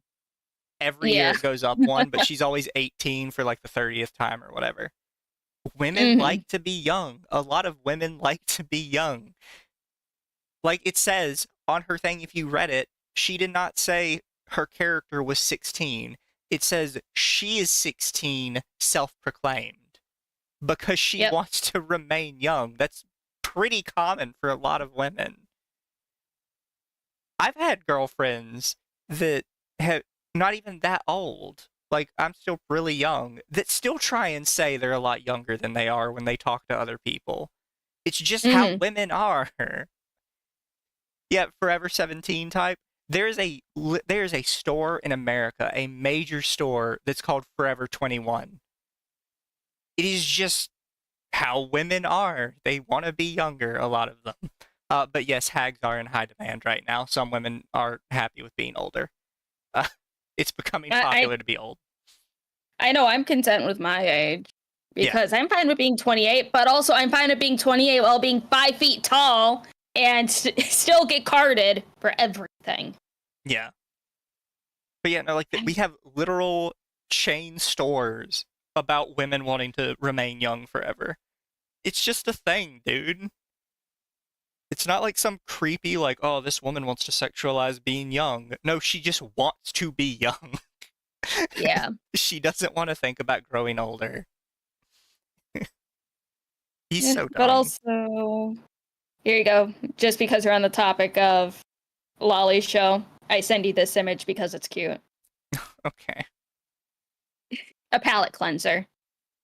I'll definitely have to pull it up really quick then, because if not, my head's just gonna fucking explode. That's cute. I don't recognize the character off the top of my head. Oh, it's Made in Abyss. Yeah, he's from Made in Abyss. Do you think this man has ever talked to a woman? I'm gonna say probably no. not. Not with that stash. I think he'd be pepper sprayed. Yeah. To be fair, his glasses are pretty big. They probably block it. Okay, we can continue. Yes. It has made many interesting, and by interesting I mean very odd, comments. In one stream, they identified as a lolly sin, a play on words basically implying that they themselves are part of lolly culture. And to add context to that, Implying? You showed clips of her saying that she buys Comic Low. Why are you trying to prove these things that don't need to be proven? Like, I don't get it. I don't know. At these TikTok comments, why are you getting all of your stuff from TikTok, my guy? But anyways, she said she's not a Lolicon, but a Lolly Sin, which means she likes high school girls. That incident is different. She has talked about a book picturing high school girls in a sexual manner that she liked, saying she likes it more because it leaves more room for interpretation. I'm gonna out myself is totally not a real Lolicon because I don't know what Lolly Sin is. Honestly, this is probably the first time I've heard about it. Maybe I just haven't looked into it correctly. I mean, if you don't know about it, then it's like it's not the type of lolly content that you enjoy. So yeah, you can't expect us to know every subsection of lolly content. Yeah, I'm not. If I search it, I don't actually find anything for it except the YouTube video that has nothing to do with that. Yeah, see, I don't feel so bad now because a lot of people in my chat are saying they haven't heard of it either. It's a new one for me. It might be like an odd translation. Might be. Yeah, because I've just never heard Lolly Sin before.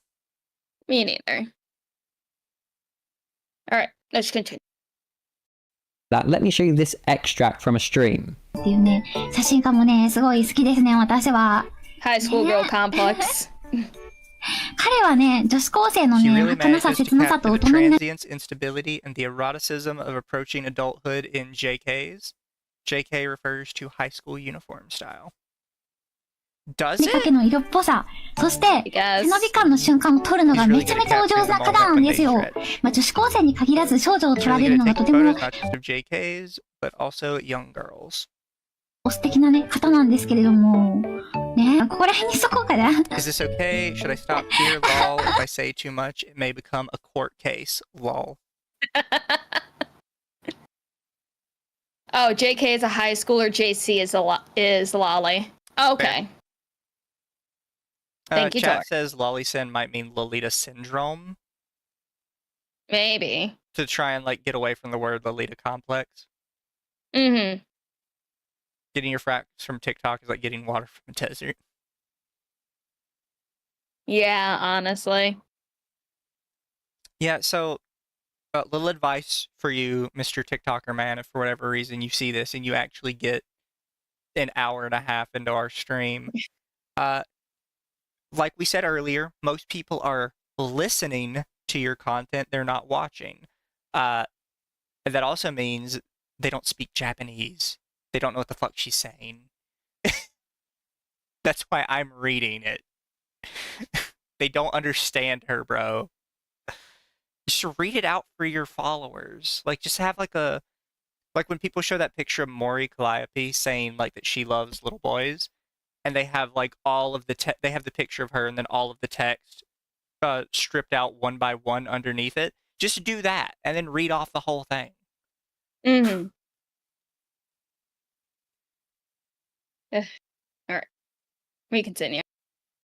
あんまり語るとね、ちょっとね、事案になるからね。そうで、青山さんの写真はね、どっちかっていうと、 towards the erotic, but they have a high class feel. I like those sort of JKs.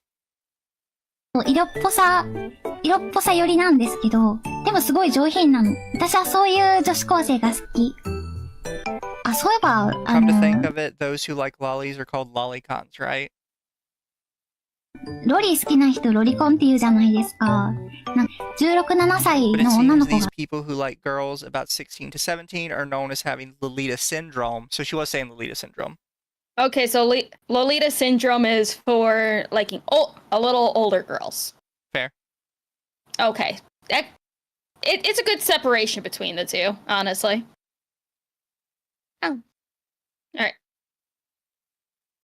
好きな人のことを、なんか、ロリータシンドロームっていうらしいですね。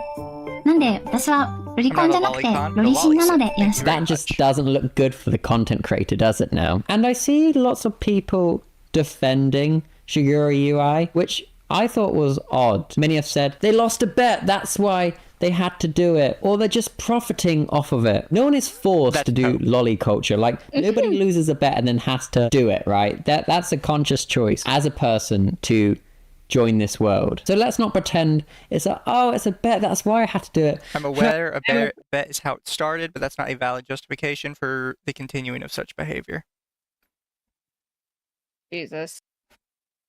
The bet thing is just cope from people that don't want to accept that their creator they love is into something they personally think is terrible. Yeah. But and you're also, not really making an argument against her. And also prime emote usage right here.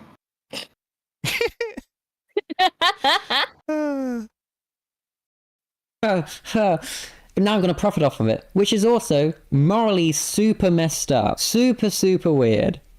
Like, there's no word I could use to describe how heinous this is. To say you're doing it because you're profiting off of it to make money just shows what a void of all basic morality and ethics type of person you are. I know this is weird because adults are finding children attractive. They're putting them in adults-like scenarios with sexual themes and they're getting off to it. And I'm going to join that world with my virtual reality character and profit off of it. That is disgusting. Although no laws are being broken because, you know, cartoon character, it's still, we have to acknowledge, very, very, very bad for society. And because this conversation is complex and it's on TikTok and there's a lot of nuance here, there's just one thing I did want to point out quickly. I saw minors getting stressed about this whole thing, being like, well, are they conducting themselves inappropriately if they're, you know, attracted to minors? If you're a 14-year-old, I can't believe I'm having to say this online, but there's people genuinely confused and I feel awful for them. But if you're a 14-year-old attracted to a 14-year-old, that is normality. You are just a normal person. When you're 14, it is normal to date someone the same age as you. Okay? Perfectly normal. But if you're a 30-year-old wanting to date that 14-year-old or wanting to date that high schooler, well, that is problematic. Minors dating minors, fine. Obviously, there's still nuance within that when you're a minor.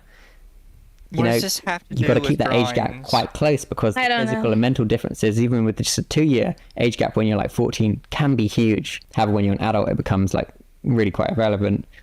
Again, nuance to that conversation, but like a 30-year-old dating a 40-year-old isn't weird at all. I just wanted to make that point just because I saw young minors stressed about this, and it's almost like they shouldn't have even been exposed to this topic.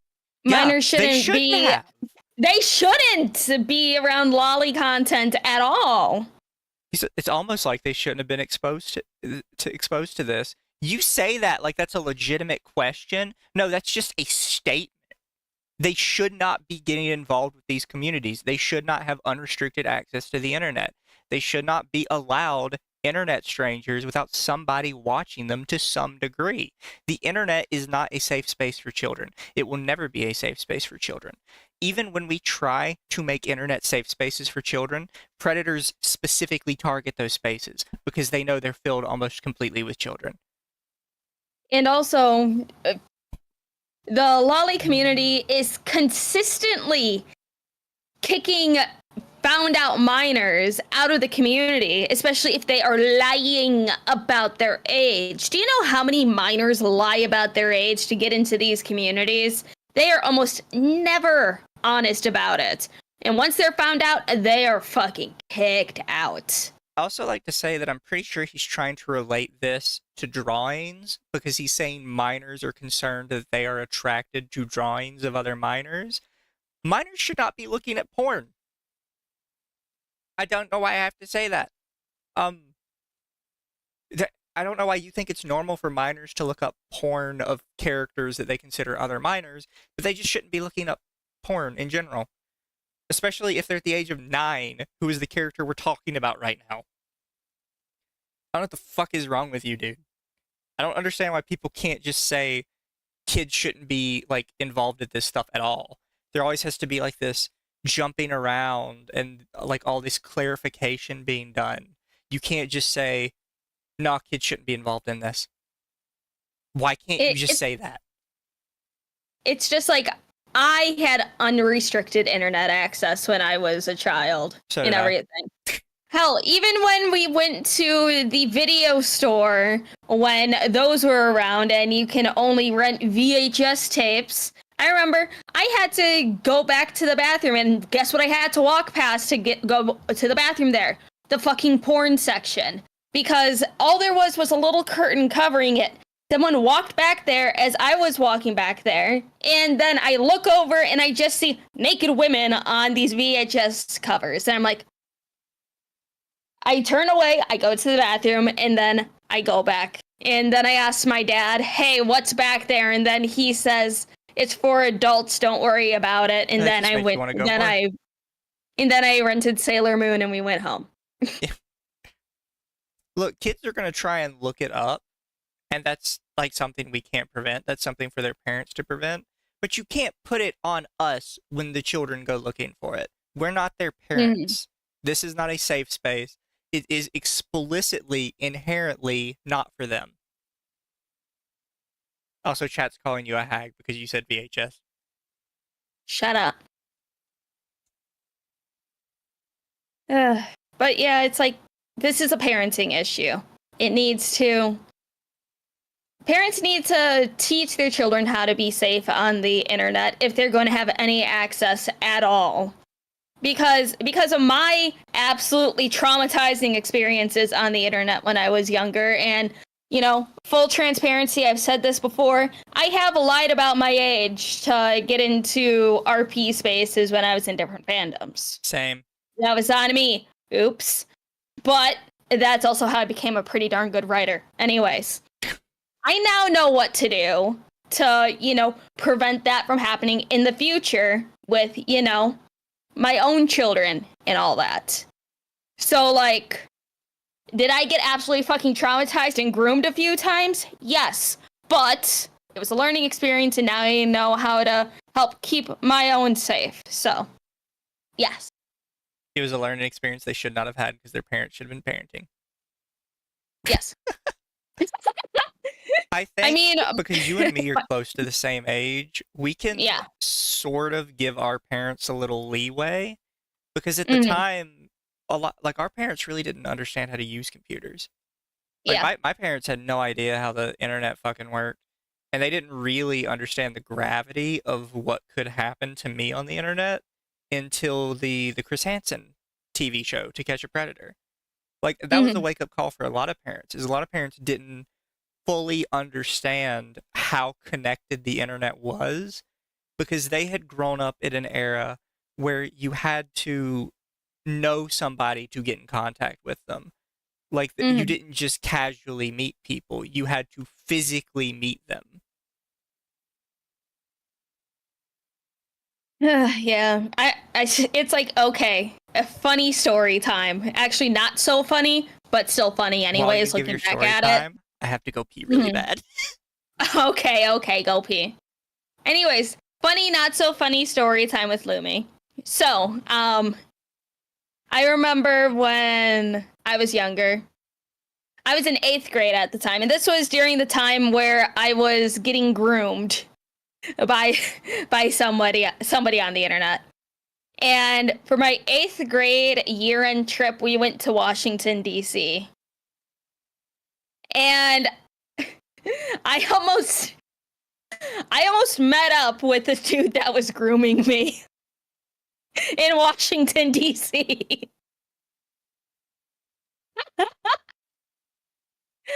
I didn't because one, my phone ran out of minutes. So I couldn't text him again. But I also just chickened out and I just stayed with my group. And that's how I probably almost got kidnapped when I was in 8th grade.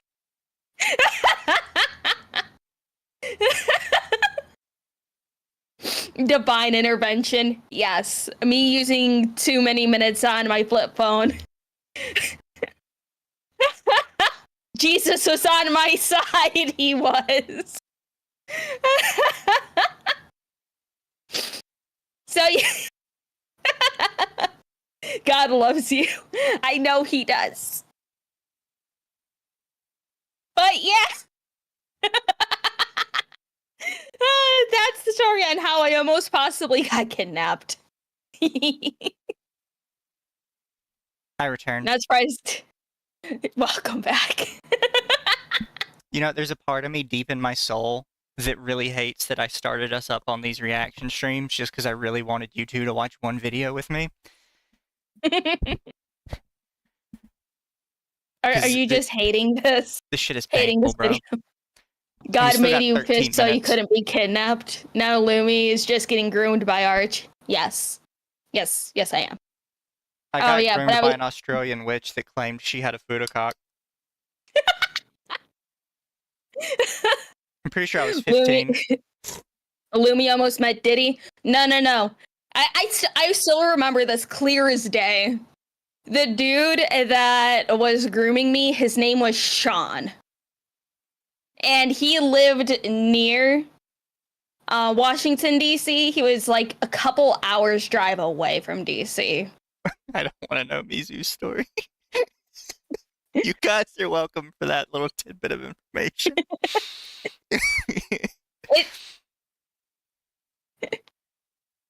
Lumi is groomed by Arch because Lumi's not tall enough to consent. It's always DC. Yeah. But that was like the second person that was grooming me when I was younger. The first person that was grooming me, he was from Sweden, actually. I think I still actually have him as a friend on Facebook. Why do I have the horrific sinking feeling that trading grooming stories like this is going to become far too common among the younger generations? There's a lot of stuff that's going to be far too common among the younger generations. There's going to be grooming stories. There's going to be detransitioning stories. There's going to be like this odd political uprise because like the younger generation is getting more and more political as time goes on. There's going to be a lot of shit going on with the younger generation. How tall is Moose Man? Moose Man is 6 feet tall. So he is a foot taller than I am. Thank you for the follow, Puck Puff. Wait, was it Arch still? No. Fucking, I could probably go on Facebook right now and look this dude's name up because I know I still have him on my Facebook friends list. But we should continue because we still have 13 minutes to go. Okay, yeah, no, we'll do grooming stories with Lumi another day. Topic or conversation or made to feel bad, but because it is on TikTok and because it is there, they've now been forced into this conversation, and I just wanted to put that there to maybe give them a little bit of clarity. This song did go viral on TikTok though. Many danced to it, many did videos with it, and for many who weren't exposed to this culture, it was just like a catchy beat and funny little animation, which kind of sadly just overshadowed why it is problematic. And I feel that kind of really reflects a broader issue on TikTok, where content can go viral without people fully understanding the history. People, you know, even young minors are creating content around the song and doing things with it without realizing or choosing to ignore the connection to lolly culture and the deeper ethical concerns. And by this song going viral on TikTok, kind of has just sadly helped normalize and trivialize the problematic elements of lolly culture, because I saw many arguments between people who had just clearly innocently found. This guy is gonna kill me with his buzzword salad. Like, at no point in this video has he ever made an argument, but every single time he wants to say he doesn't like something, he goes, normalize, trivialize, da-da-da, da-da-da, da-da-da. Like, do you not have any, like, actual argument? All of this is just buzzword salad. And yes, he did just admit that he's watching what minors do on TikTok, which is not normal. At all. Yeah. A little bit of a self-report there, buddy. Not helping the allegations right now. But yeah, that's all I wanted to say. Like, I can't deal with this buzzword salad shit he's doing. Yeah. And it's like, okay, I agree with him on the point of there is a wider issue on TikTok, because do you know how many active pedophiles are on TikTok? You know how many children get groomed on TikTok? How many people are posting nudes in actual porn on TikTok? Do you know how many people? There is a connected pedophile network on TikTok who trade CSAM with each other. They share the login information for one account. They set videos to private, and that's how they trade shit. Yeah, like, the issue is not the kids finding Lolicon songs and swiping them to do dances to. It's the pedophiles watching them. Yeah. Like, these kids should not have unrestricted access to TikTok. It is not a safe platform. It has never been a safe platform. Yeah. TikTok, have you seen Roblox? Yeah, Roblox is a whole nother fucking can of worms. I'm YouTube glad that too, Jazz yeah. is in here to clarify that, yes, he does have an aggressively unsafe look to him. Like, I don't like insulting people, but I told Lumi before we were even in the stream, as soon as I saw him, that he just had the look. Like, so blatantly, I couldn't say anything else about it. I have a feeling he did his hair and stuff on purpose. I swear. This can't. It's not. He can't be brain damaged enough to not see what he looks like. Just like, why do you look like this, bro? I'm sorry you have such an unfortunate face, my guy. It's not All helped right. by your stash, your hair, and your glasses. Nope. And the fact that he Dumber only has in glasses. one earring. All right. Let us continue. Found the video on TikTok, and so I saw someone be like, so now I'm suddenly a creep for enjoying this silly little song. No, clearly not. Clearly to you it's just Shut up. People just be making up shit. I thought the video was funny, now it makes me like children. Guaranteed you broke as AF, fuck. miserable, You broke AF, miserable, and someone to depending on live. someone to live. I mean, he ain't wrong, Nope. but also he's creep coping for a little enjoying bit. this silly Yeah. A lot of people little that song. liked the song No, coped hard. clearly not. Clearly to you it's just silly little song at like the tip of the iceberg, and it's funny little animation, and you have any weird feelings towards it because it's just meant to be like silliness, but it's the deeper meanings behind it, which is why it's problematic, what it represents and what it's winking at or pushing at towards the actual community it resonates with. But it's just been made mainstreamable and palatable for all, so they can get away with it. With this normalization, They didn't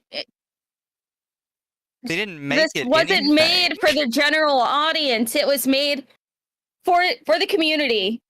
And then it blew up because it's a fucking addicting ass song to listen to. Like, he keeps trying to say it was made so like the general audience would like it. No, it was just high quality. There's Yeah. absolutely nothing in this song that isn't explicitly Lolicon.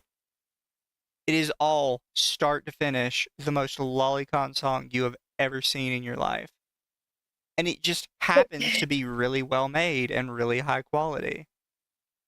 And it's like, okay, you could say the exact same thing with Vocaloid songs. A lot of people will listen to Vocaloid, not know what the fuck the lyrics are saying. They'll just listen to it because it sounds cool. The majority of Westerners will not look up the English translation to lyrics. Let people just enjoy the song. It's like there was, for the longest time, there was a song that I really enjoyed that was Vocaloid sung by Hatsune Miku specifically. And it was about like a girl talking about how she was abused by her father and everything. And it was like one of the most very fucked up songs that I've listened to in a very long time, but it's a good song to listen to because it is addicting. One of my favorites was between Ren and Gumi, and I didn't know for years. I thought it was just like a catchy club song. I didn't know for years that it was about getting railed in a club bathroom. Fucking what's that one called? Lavatory. Lavatory, yeah. Lavatory caught me off guard. Yeah. If you don't look at the lyrics, you just think Lavatory is kind of like a cute little song of them just like singing about having a party and maybe liking a guy. Then you actually look at the lyrics and it's about them getting absolutely railed while blackout drunk in a fucking stall at a club. You know, at first I thought like Lavatory, I thought it was like a love laboratory, but no, that was it's me too. Lavatory. It was Lavatory. And if you watch the MV, I thought it was like them fighting over a guy. Yeah. Like, so I thought it was just like a general relationship thing. And then it's like, no, it's about them getting like absolutely fucked while blackout drunk. Yep. Specifically in the bathroom. Yeah. Lavatory of love. Yes, I know, but I thought it was laboratory, not lavatory. It wasn't about blowjobs. I mean, blowjobs are a part of it. Yeah. So it's like, okay, I'm waiting for this dude to like make a call out video on the Vocaloid producers and everything. Also, like, in fairness to me and Lumi, over here we call them bathrooms. We don't call them laboratories. Yeah. We're normal people. Or Full course for restrooms. candy addicts. Oh, I love full course for candy addicts. So fucking good. Some of the ones I All like right. don't even have like deeper meaning. We're a little over halfway done with this shit. All right. You guys can all blame Lumi for this. You're welcome. But it's been fun. Oh. Can and will lead to inappropriate behaviors down the line, more in the mainstream, because they're like, well, if we got away with this one, what can we do next? I feel now that we've looked at Loli God's... She's not... there's no wider conspiracy theory on, oh my god, I'm going to make more Lolicon songs for the general audience. No! This just broke containment. It's also important to note that not only do most Lolicons hate having children in their community, most actual known pedophiles really hate Lolicons. Yep. Like, actual pedophiles tend to hate Lolicon artwork and Lolicons. Also, someone just tipped you through Stream Elements for $25. Thank you for the 25. I will add that to the pool. Bye, Junebug. Bye, Junebug. Have a good sleep. Hope you enjoy this cringe fest later when you watch it. And good night, Savage guys. Have a good sleepy sleep, and thank you for the new art. Let's continue. Oh, Avenged is asking, why is that? Like, why do, fucking creeps hate Lolicons? So it's important to understand, and therapists have talked about this, and it's why there isn't any crossover between the two communities or the two groups at all, is pedophiles like the actual innocence of children. and it's a prey predator type thing. With lollies, they physically cannot do that because they are objects. They will always consent because they don't exist. And with a lot of pedophiles, if you see how they are examined in therapy and by therapists, it's typically a power thing. They want to be able to exert that power over someone they see as a lesser human being. And they can't get that from fictional media at all. So it's typically like no crossover. And then most lolicons and shotocons are typically that way because of past abuse. So they tend to have very strong feelings about abusers. Because like some therapists have covered this before, lolly show content is typically what do you call it? It's a coping mechanism. Yep. It's not necessarily a perpetuating the cycle of abuse. And typically, if somebody was going to perpetuate the cycle of abuse, they wouldn't be using coping mechanisms. They just go do it to another person. Mm-hmm. We are literally the good side of the argument, and you're always trying to shit talk us.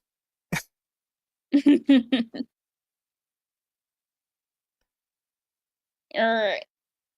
Let's continue. Requiem and looked at the content creator behind it and kind of delved into that world a little bit deeper and understand why it's problematic, what it was reinforcing, and how it can actually be inferred to the people within the lolly culture. It is important to acknowledge that this controversy is part of a larger issue. How platforms like TikTok often trivialize dangerous subcultures, often turning them into trends, making us all mindless consumers, and we're all probably guilty of this, but making us these mindless consumers without actually addressing the real harm they can cause. Talking point 3, TikTok's trivialization of dangerous subcultures. Zooima. It is no secret that like one of the most amazing things about TikTok is anybody can go viral at any second or at any moment. Like you don't have to be. Does homie realize how hypocritical it is for him to throw in Diary of a Wimpy Kid quotes while talking about attracting people to media they shouldn't be watching? Mm-hmm. Do you not think making references to popular children's media in your video talking about the sexualization and abuse of children might attract children to your video that probably shouldn't watch it?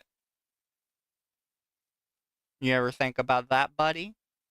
Feel like it's a little hypocritical. Maybe I'm wrong. I think I'm right on that one. Mindless consumer says the TikToker that thinks he discovered America watching a year-old viral video.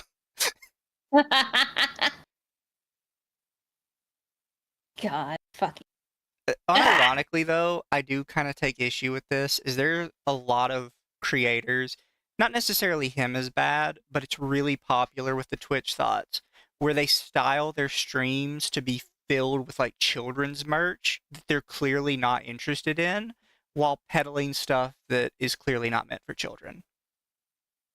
Like, go to any random Twitch thought stream, and in the background, you're going to see tons of Pokemon, you're going to see tons of Lego shit.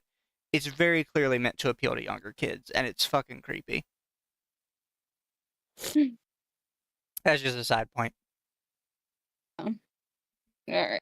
Let's keep going.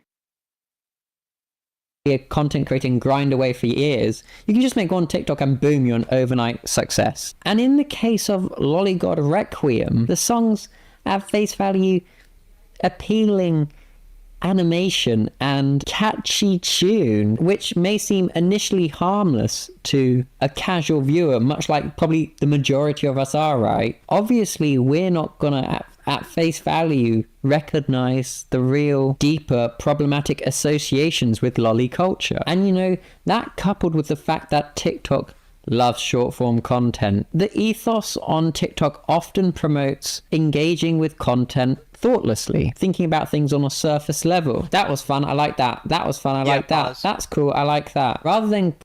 That's why none of this matters. Because stuff takes off TikTok mindlessly and it disappears mindlessly. Nobody really interacts with TikTok. Nobody sits down and pays attention to TikTok. I think the only reason we haven't heard more stories about kids getting groomed through TikTok is because they don't sit still long enough to actually talk to anyone in the comment section. Like, they're just scroll, scroll, scroll, scroll. Like, they don't. I haven't heard a story of like a single person actually getting groomed from TikTok, despite the exceeding number of groomers on there. And I think it's because they literally don't interact with anything. So it doesn't matter if Loli God Requiem actually was pushing some deeper, more sinister idea, because it literally does not show up in somebody's feed for more than like 10 seconds, and then it's gone. It's literally erased from their memory 5 seconds after it's gone, and they never think about it again. It was just, oh, that was kind of colorful, bye. Yeah. This is hurting your argument that this matters. All you're telling us is that it literally doesn't matter because the form it's or the platform it's under, nothing like is there's no communities, there's no like takeoff, there's no concerted effort to really push this stuff. It's just there for 10 seconds, then it's gone.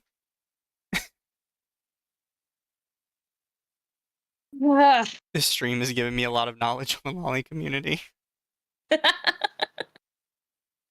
I try and help. Misu's a good one. I'm Bye, a little Greg. encyclopedia. A good one. Yes, he is. Let him All rant right. so we can end this. I'm sorry, chat. It annoys me. It's okay. And also, we need to make it transformative, so this dude can't fucking be like, they took my content. Yeah. Me. I mean, hey. I mean, like you're a taking 2.5 a lot of hour TikTok content. Yeah. But it's like almost a 2.5 hour stream for a fucking 30-minute video. Yeah. Okay. Let's continue. Critically thinking about the implications. So why this is, dangerous in the case of lolly culture is people may unintentionally participate in lolly culture without fully understanding or endorsing it. So where this is especially dangerous is those young people who would be didn't she say she despises Lolicons? Some purpose, obviously, people can say that and mean it, but she plays it in a tsundere lolly trope. Her song felt so genuine, she was being so real about it too. I don't understand how people are actually attracted to that. Literally don't understand how people thought it was anti-lolly. Fortunately, a lot of children are easily tricked, especially by people whose goal is to trick them. OMG, wait, it isn't an anti-Lolicon song? No, another song I like but hate the meaning, like Senpai. See, I think this one on the right side exemplifies why this isn't an us problem and this is a parenting problem. A lot of children are easily tricked, especially by people whose goal is to trick them. Yeah, children are dumb, and you can trick them with basically anything. It's like think about children this. are not. Right. Go ahead. So all you had to do to convince all of these kids that it was an anti-Lolicon song was to say it. Yeah. They firmly believed it was an anti-Lolicon song. And then somebody came in and said, actually, it's pro, with no reasoning, no argument, no evidence. And all of them flip switch immediately. That's how easy it is to trick kids. You don't need like a complex 4D chess psyop. TikTok kids, you just have to tell them it's true and they just go along with it because they believe you. Yep. And also, when it comes to like online communities or just being online in general, nobody teaches kids stranger danger anymore. Don't give people your name. Don't give people your number. Don't send people pictures of you. Probably don't post pictures of yourself at all in general. It's just safer. Don't post pictures of your house. Don't give people your address. Don't tell people when you're going to be out of the house just in case they somehow know you do have a house. Don't tell people your age because then that'll help them know if they should target you or not. Like, this is stuff that we were taught as kids by parents who didn't even understand the dangers of the internet. And now they do understand and they don't tell their kids any of this. Yeah. What's the problem with Senpai? I don't know. I don't know why that person just says like senpai at the end. That's whatever. I don't know. Alright, let's keep going. The subject or the interest of the people that are into lolly culture, them entering into that world, thinking, oh, it's a cute character maybe they like or they think's cool because they're a similar age or whatever, they become a target, or at least a potential target, to people within that world. And for many... No? We don't want them here. I like how he swapped from target to potential target because he knew that if he showed like any of the Lolicon like channels, every single one of them has minors do not interact as the first line. Yep. God. Fucking. Even completely safe for work Lolicon stuff is always minors do not interact. No Lolicon wants some minors by, like, even in, like, eyesight, they do not want them anywhere near anything. I would also say that that's... I don't know why this is so prevalent with Lolicon communities, but not other communities. Because there's always an idea in the Lolicon community of, I don't like children, I don't want to hang out with children. And it's so weird that so many other communities are like, yeah, I don't mind hanging out with kids. Why? Oh my fucking... What do you and a 9-year-old have in common to talk about? Yeah, my hero. Yeah, because like in even like all like my anime communities and stuff, I'm like, I don't want to be in a community with kids. I don't have like the same things to talk about with kids. I find it weird to talk about kids that aren't my family. It's just feels strange. I don't like it. And I don't understand why all of you are just like, oh yeah, I want to hang out with kids and play games with them. That's weird. All right? Yeah. Take a page from the Lolicon handbook and start saying minors do not interact all over the place.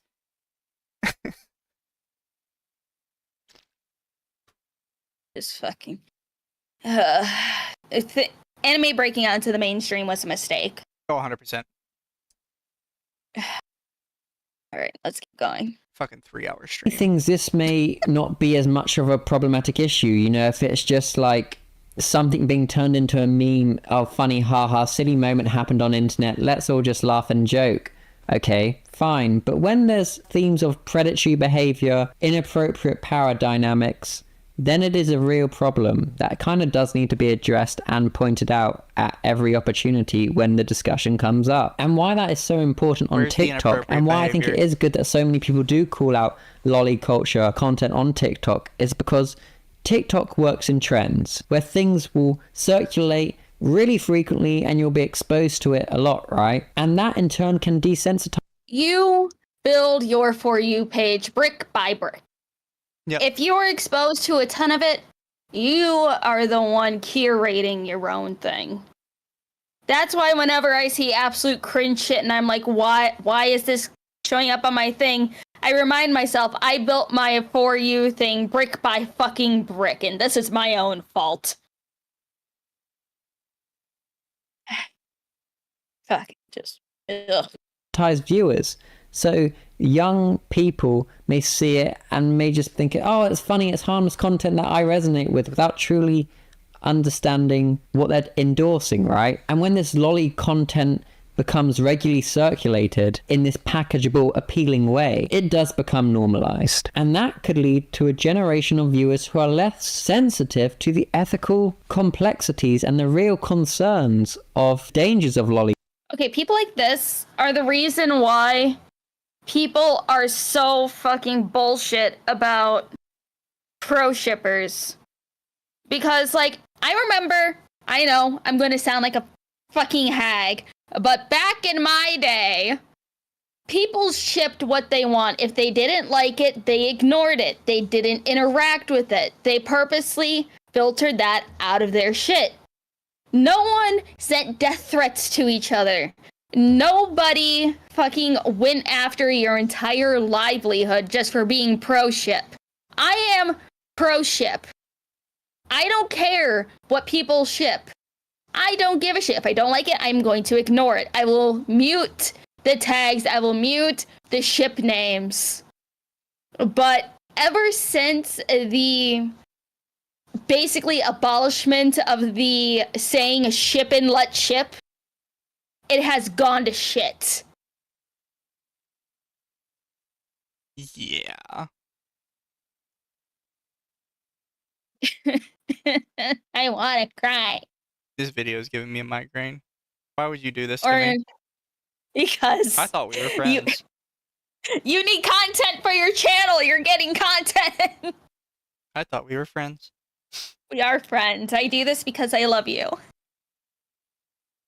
And also, again, content. And also, we're exposing this fucking tard to the rest of the lolly community because we can't have people fucking, just saying all this shit, getting views, and then no one is calling them out on it. So I say we're groundbreaking. I mean, fair. All right, let's continue. Culture. Why it's problematic? Sexualizing of minors, real bad things.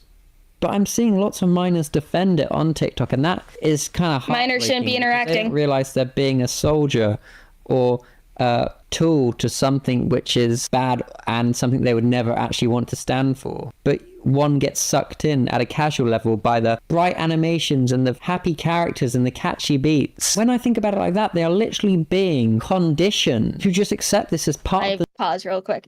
One, we don't want minors in the fucking community. Dear fucking God. Lumi, do I have permission to draw Moose Man correcting you? Yeah, go ahead. I will give you Moose Man's references in a couple minutes. Oh, Dama, thank you for the sub, the Twitch sub. It is much appreciated. Who is Dollar Tree iDubbbz? He goes by Cal Does Life. His video that we are reacting to is down in the description because, gotta credit what we are reacting to and all that. I put it in my description as well.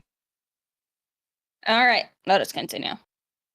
The normal cultural landscape. And I saw testimonies to this. I saw people talking about how they watched anime so much growing up as a kid, and they didn't realize how overly sexualized a lot of the young female characters were. And it's only as they got older and they stopped watching anime and they look back at it, they're like, yeah, that was super inappropriate. And I think I can think about that. This is because a lot of companies thought because it's animated that it's for children. So they brought it over to America and peddled it towards children. But most of the anime they grabbed, first off, was meant for older teens. And then a bunch of the anime they grabbed was meant for adults. But they didn't see that because all they saw was, it's a cartoon, therefore it's for children. This is not our fault. This is not anime's fault. This is the fault of the localizers. Yeah, it's like, as people have said over the years, animated does not mean for children. Yeah. But, people will just keep saying, oh, it's animated, so it must be for kids. It's not. And a lot of it was intentionally meant for adults. Yeah. They just like, oh, we'll just, we'll sketch out the guns, we'll sketch out the blood, we'll do all this, and then we'll just show it to children. It's like, that's not how that works. That was a huge thing in Naruto. Was Naruto covered up a lot of the gore in its localization?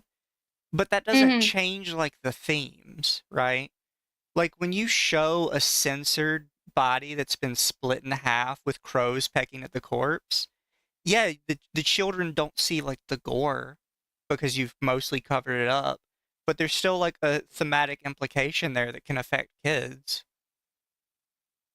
And that was their fault for still, like, forcing it out to kids instead of trying to, like, market it to the correct audience.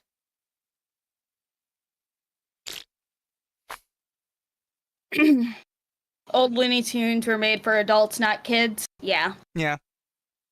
Anyways, continue. Yes. Like, when I used to watch Dragon Ball Z as a kid, like a real little kid, the way, I think it was Master Roshi used to treat some of the women in the show was super, super weird. And it's only when I look back, I'm just like... That exists in yeah, Western that's messed media. up.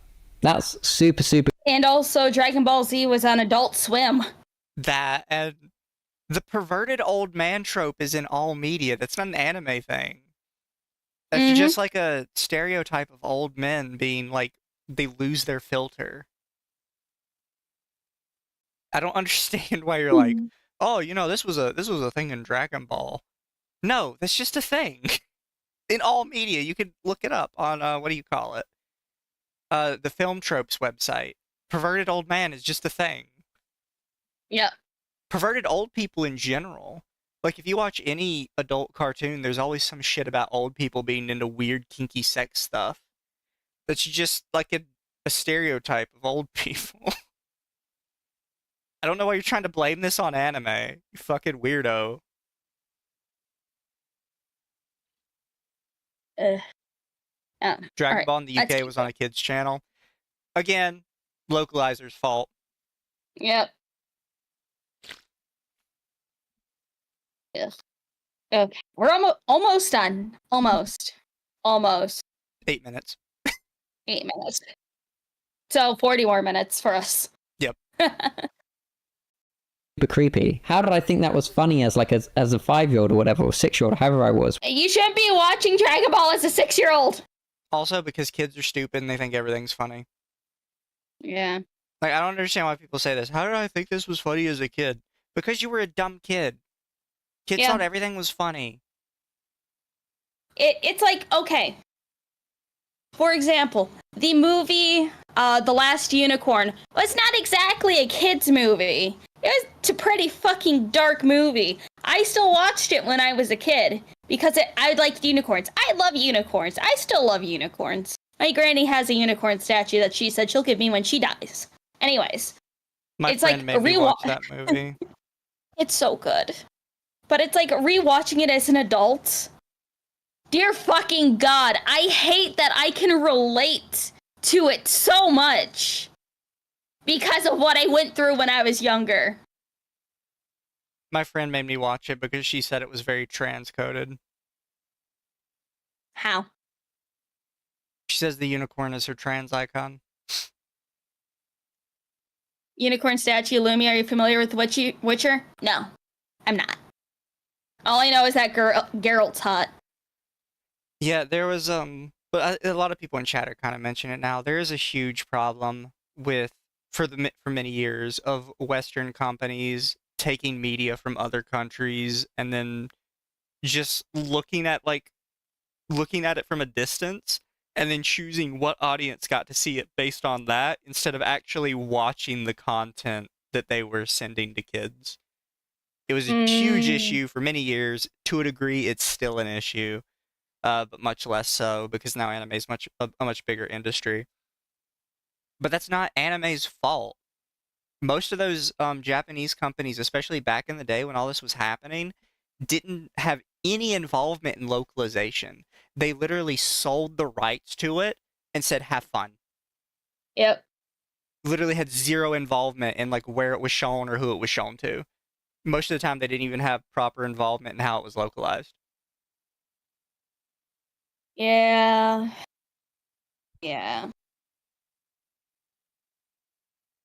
All right, let's keep going. When that was out. Now I just look back and I'm just like, ugh, I can't believe that was considered funny or okay. But this consumption of this type of media from a young age into, adulthood, those formative years, I think could lead to a real whatever type attitude towards this type of problematic themes and content. I think the big issue I'm getting across here is informed consent. There's lots of viewers. Informed consent. Oh boy, we get to talk about informed consent, everybody. Also, I'm pretty sure Homie's gonna be using that word wrong. Informed consent is a medical thing. I don't know what the fuck you think informed consent has to do with this. I don't know, but let's see. Whatever type attitude towards this type of problematic themes and content. I think the big issue I'm getting across here is informed consent. There's lots of viewers defending this content as they think it's just funny or entertaining. That leads. Yes, it is funny seeing Western anime quote-unquote fans get upset at drawings, because it is. I guarantee this guy is not defending this because it's funny or entertaining. He is defending it on principle and saying people like you are stupid for getting so mad at drawings. He's definitely trying to show off some of these messages that he's going to be showing as if these are people that don't understand the deeper meanings behind it. Like, no, Probably. they understand. They're making fun of you because you think it's So like 4D chess or something. The It's the problematic thing here is uninformed his lack of consumption of said thesaurus. media, when in reality, it perpetuates harmful stereotypes and behaviors. And honestly, like, I just feel like my brain's gonna pop. stereotype? Because I What? just feel it's just gonna turn into, like, me just ranting why this is not good. So I think I want to conclude on it so we can open it up to the floor, to the community, so we can discuss this as a team. The controversy surrounding the Loli God Requiem song and the Loli There's no controversy. culture seemingly growing on TikTok, I don't think it's just about one song or one subculture. It's about how easily things can just explode with popularity on TikTok and be trivialized for entertainment. Okay, so does he just want to bitch about TikTok, but is, you know, just choosing one thing to bitch about because it got popular on TikTok? I don't think he understands that he's undermining his entire argument when he says stuff gets really big on TikTok and then it just disappears. Yeah, that's why nothing on TikTok matters. Absolutely nothing that happens on TikTok is all that important. No. Because it blows up and then it's gone 5 minutes later. The life cycle of content on TikTok isn't even a day. And it's like the only things that really stick around for an unfortunate long period of time are the false call-out posts that you see on TikTok. Because almost every single time I've seen a false call-out post or a false narrative on somebody, it's circulating on TikTok for days until that person kills themselves or leaves. Yeah. He also seems to have this problem with this video, is he doesn't have any argument at all. He's just like, it's bad, and I could rant about how bad it is. Do you have like an actual argument to it? Or is it just, it's bad? He's just taking out of context articles and just taking comments from minors, I guess. Which, why are you watching minors on TikTok, my guy? How are you curating your For You page? An article. The article's literally like, no, you're crazy. Not the Lolicons, you are. I hate that Looney brought me into this chat. I've got a migraine. You're welcome. I love you too. Let's keep. Adult TikTokers dancing to the song, making careers of dressing up. Oh no, adults. Kids. Who are they doing this for? You may say the young minors viewing this content. No. Like, oh, it's a character I know and like or whatever. I like that. That's a cool cosplay. But then there's like... No minors are going to be like, wow, I really like this character. Oh, wow, I know this No, you fucking don't. Oh. Adults aren't catering to kids. They're not catering to kids. Oh my god.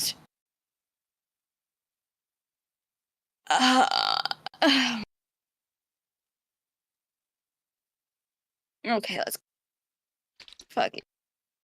Like the creepy people that are into it for other reasons. It really is just this moral minefield and cesspit. And I think it just does raise like a billion ethical questions and concerns. Like, how do you safely go about this type of content? I don't think you safely can. Lolicon, in the form of dressing up and profiting off being a little girl. Oh gosh, this is not good. And there needs to be serious conversations to be had. If you are a person and you find yourself attracted to childlike cartoons, well, I'm not a person. You know, I'm a drawing. Forget for a second that you try and justify it by them being a cartoon. Forget that you try and justify it by them being like some like 400-year-old vampire. Okay, fine. They are clearly being depicted. I hear this all the time. Forget all the things that makes this not a problem. Pretend it is a problem. Why do you still like it? Well, yeah, if you take away all the reasons it's not a problem, then I guess it's a problem. But all those reasons still exist after your hypothetical is gone. So I don't care. Yeah. Dumbass. Ugh. He just said dressing younger is wrong? Oh, you missed that part. He had an entire rant about how if you dress young, you are... What was his exact wording?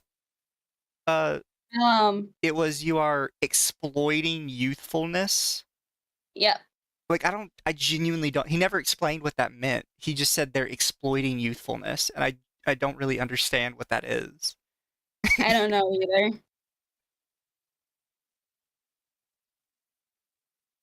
And also, the second time he brought up dressing up like, you know, a lolly is wrong. It's because you are trying to bring in children to the space. Yeah. He basically said if children like what you're doing, then you're intentionally trying to attract them, which is not how that works. Children like a lot of things. It doesn't mean we're intentionally trying to rope them into it. If anything, we're actively trying to push them out of it. Yeah. Okay. Vampire. They are clearly being depicted as a child. They're given childlike characteristics in the way they act and the way they conduct themselves. And that is suddenly being coupled with adult-like themes of a sexual nature. If that is the case, then that is a mental illness and it needs to be treated. And I know I've kind of like, at times almost probably in this video, that almost laughed and joked, but it's out of my sheer uncomfortability with this theme or with this concept that people are making this type of behavior okay by making it a cartoon, therefore it just forgoes any sense of ethical or moral concerns. Yes. Which it really doesn't. People should always be upheld to, you know, a basic moral and ethical compass. Regardless of whether it's legal or illegal, it's weird and creepy and should never be promoted in society. I think it's really problematic. You're weird and not only just creepy. for the people that enjoy that type of content, but also for when minors are exposed to it, for what it normalizes and what it could get them into. We don't want They could be a minors in the vulnerable community. person that gets groomed or something really sad and horrible, and I don't want to think of that reality. But that sadly is the reality, and that's why No, it's not. to have these discussions and be frank and honest. Now, I really do understand that this is recognized as a mental illness, but a byproduct. Want to know what's a fucking mental? I shouldn't say it. I shouldn't say what's actually a mental illness. I want to say words, but I can't. Okay, let's get Should not be lolly culture. Lolicon, lollies should not exist. There's no realm where You shouldn't exist. Okay. this is plausibly okay. So team, now that I've shared this information with you, what are your thoughts? Maybe some of you are more versed or have more knowledge on this world and you would like to add your insight. I think that would be really interesting. Or maybe people have personal anecdotes and when they've... Sir, I think you would cry if you watched our stream. I think you would cry if you watched.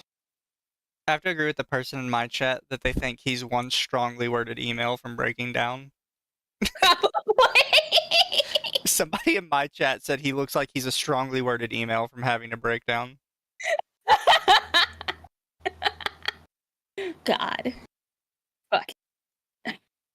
Nope. Chat, I'm trying not to insult him. I really am not, but he's not. I expected like some kind of argument for me to like knock down, but I've heard it's weird, it's creepy like 500 times. Like, okay, yeah, it's weird and it's creepy. I'm not going to argue with you on that. Most fetishes are. Mm-hmm. It's basically, if you go to a therapist and you look up any coping mechanism for any kind of trauma, you're going to say that looks weird and creepy. Literally every single one, you're going to be like, that's weird and creepy. Because they are. They're meant for dealing with issues that are very uncomfortable to people that have never experienced them. Like, it's going to be weird and creepy to you. Yeah. Let's keep going. stumbled into that world and thought their experience was like, did you come across it on TikTok and just didn't realize how bleak that world got? You know, my dude, my dude. The lolly community didn't start when TikTok became a thing. The lolly community has been around for a very long time. TikTok just, you know, is a fucking cesspit of bullshit.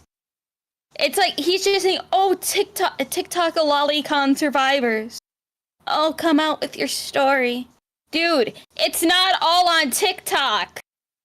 The people who say it, the Lolicon community on TikTok is very small, if it exists at all, honestly. And the ones that are creepy and say that they are Lolicons are fucking liars.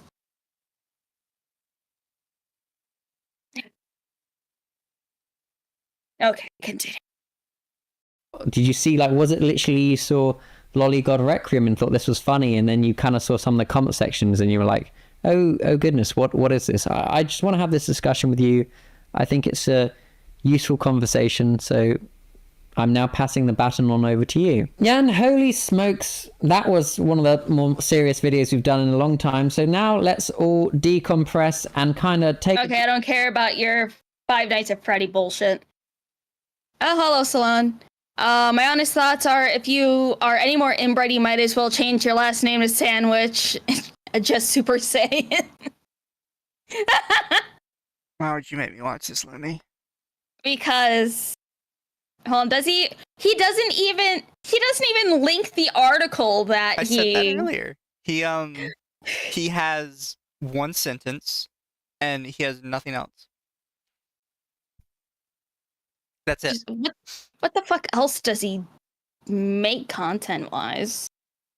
Also, this profile picture's not helping you either. You look like you want to lure children to the back rooms. Oh my god, he's portraying himself as Scott Pilgrim. Yeah. You know, Scott Pilgrim was like dating a minor, right? I'm so confused by like your whole identity. I mean, I'm not. This shit happens all the time. Conservative. TikTok goth TikTok's conservative problem. What? What's wrong with Melanie Martinez? Isn't that the singer? I don't know. Yes. I like her music. Cottagecore, TikTok's cottagecore crisis equals white woman club. TikTok's emo problem. TikTok's emo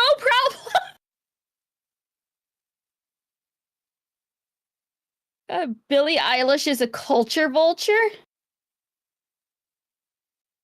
Holy shit. TikTok's new Belle Delphine.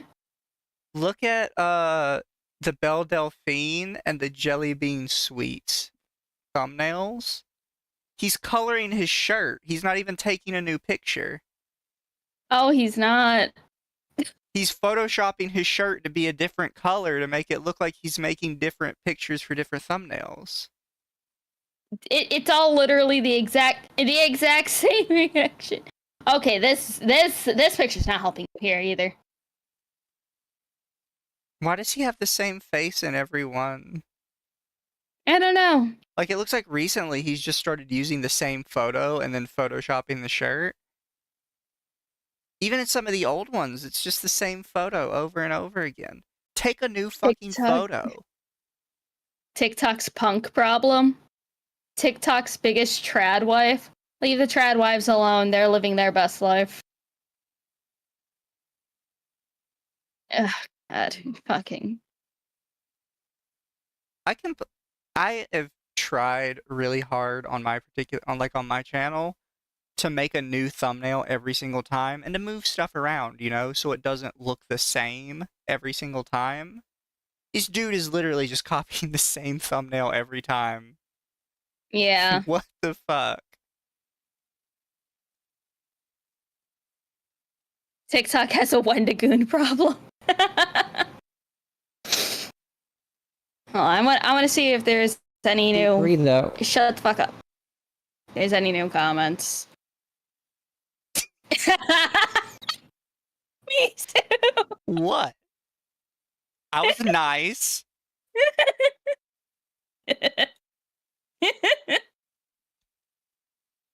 God.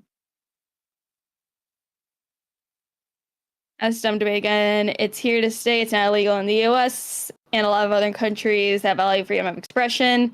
Bush Jr. tried and the ban is quickly overturned by SCOTUS under the most low-level and simple judiciary scrutiny regarding the First Amendment rights. Japan tried to ban it under UN pressure, but the law was cock-blocked by the entire art industry, commercial and academic, and ended up getting a former manga author elected to the diet to ensure nothing like it ever happens again. Like I said, it's here to stay. Complain all you want. It's not going anywhere. Deal with it. Yeah. Have a good night, Junebug. All right. I think this is a pretty decent place to stop. We've been live long enough with this bullshit. Almost 3 hours. This shit hurt my soul, Lemmy. You're welcome. You should feel bad for dragging me through this. Feel bad? No. I don't feel bad. Oh, is Burb streaming? I'll send everybody to Burb. Where's my PNG? There. Burb could be my homie. There we go. Alright, let me see who is live on the YouTube side. Longest 28 minutes of your life is fucking painful.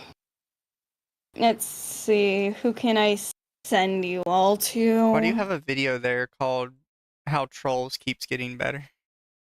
I don't know. Oh, thank you for the follow, Mint. Welcome to the puddle. I am sorry, but you are getting here as we're about to leave. Oh, Minto Mello was in my chat. Oh, so you got to see it. Good. Yep, got to see the absolute fucking trauma that we all endured together as a family. Well, I love you guys. We'll see you guys later. Don't forget, podcast on Thursday. We have a lot we can talk about, actually, if we want to go over some of it. What exactly happened during the week? I don't know. We've got Alara having a shit show. We've got Shondo having a shit show. We've got Twitch having a shit show. Oh, yeah, I completely forgot. Okay, so for YouTube, since nobody is live that I could send you guys over to besides Mizu, but, you know, we're all ending. I will send you guys over to the pre-stream screen for Armchair Experts stream that's going to be happening at as early in the morning because, you know, he doesn't live in the land of freedom. I'm sorry, guys. I don't know anybody to send you to on YouTube. But Twitch people will go to my friend Intro Burb. Night all. Let's see who's alive.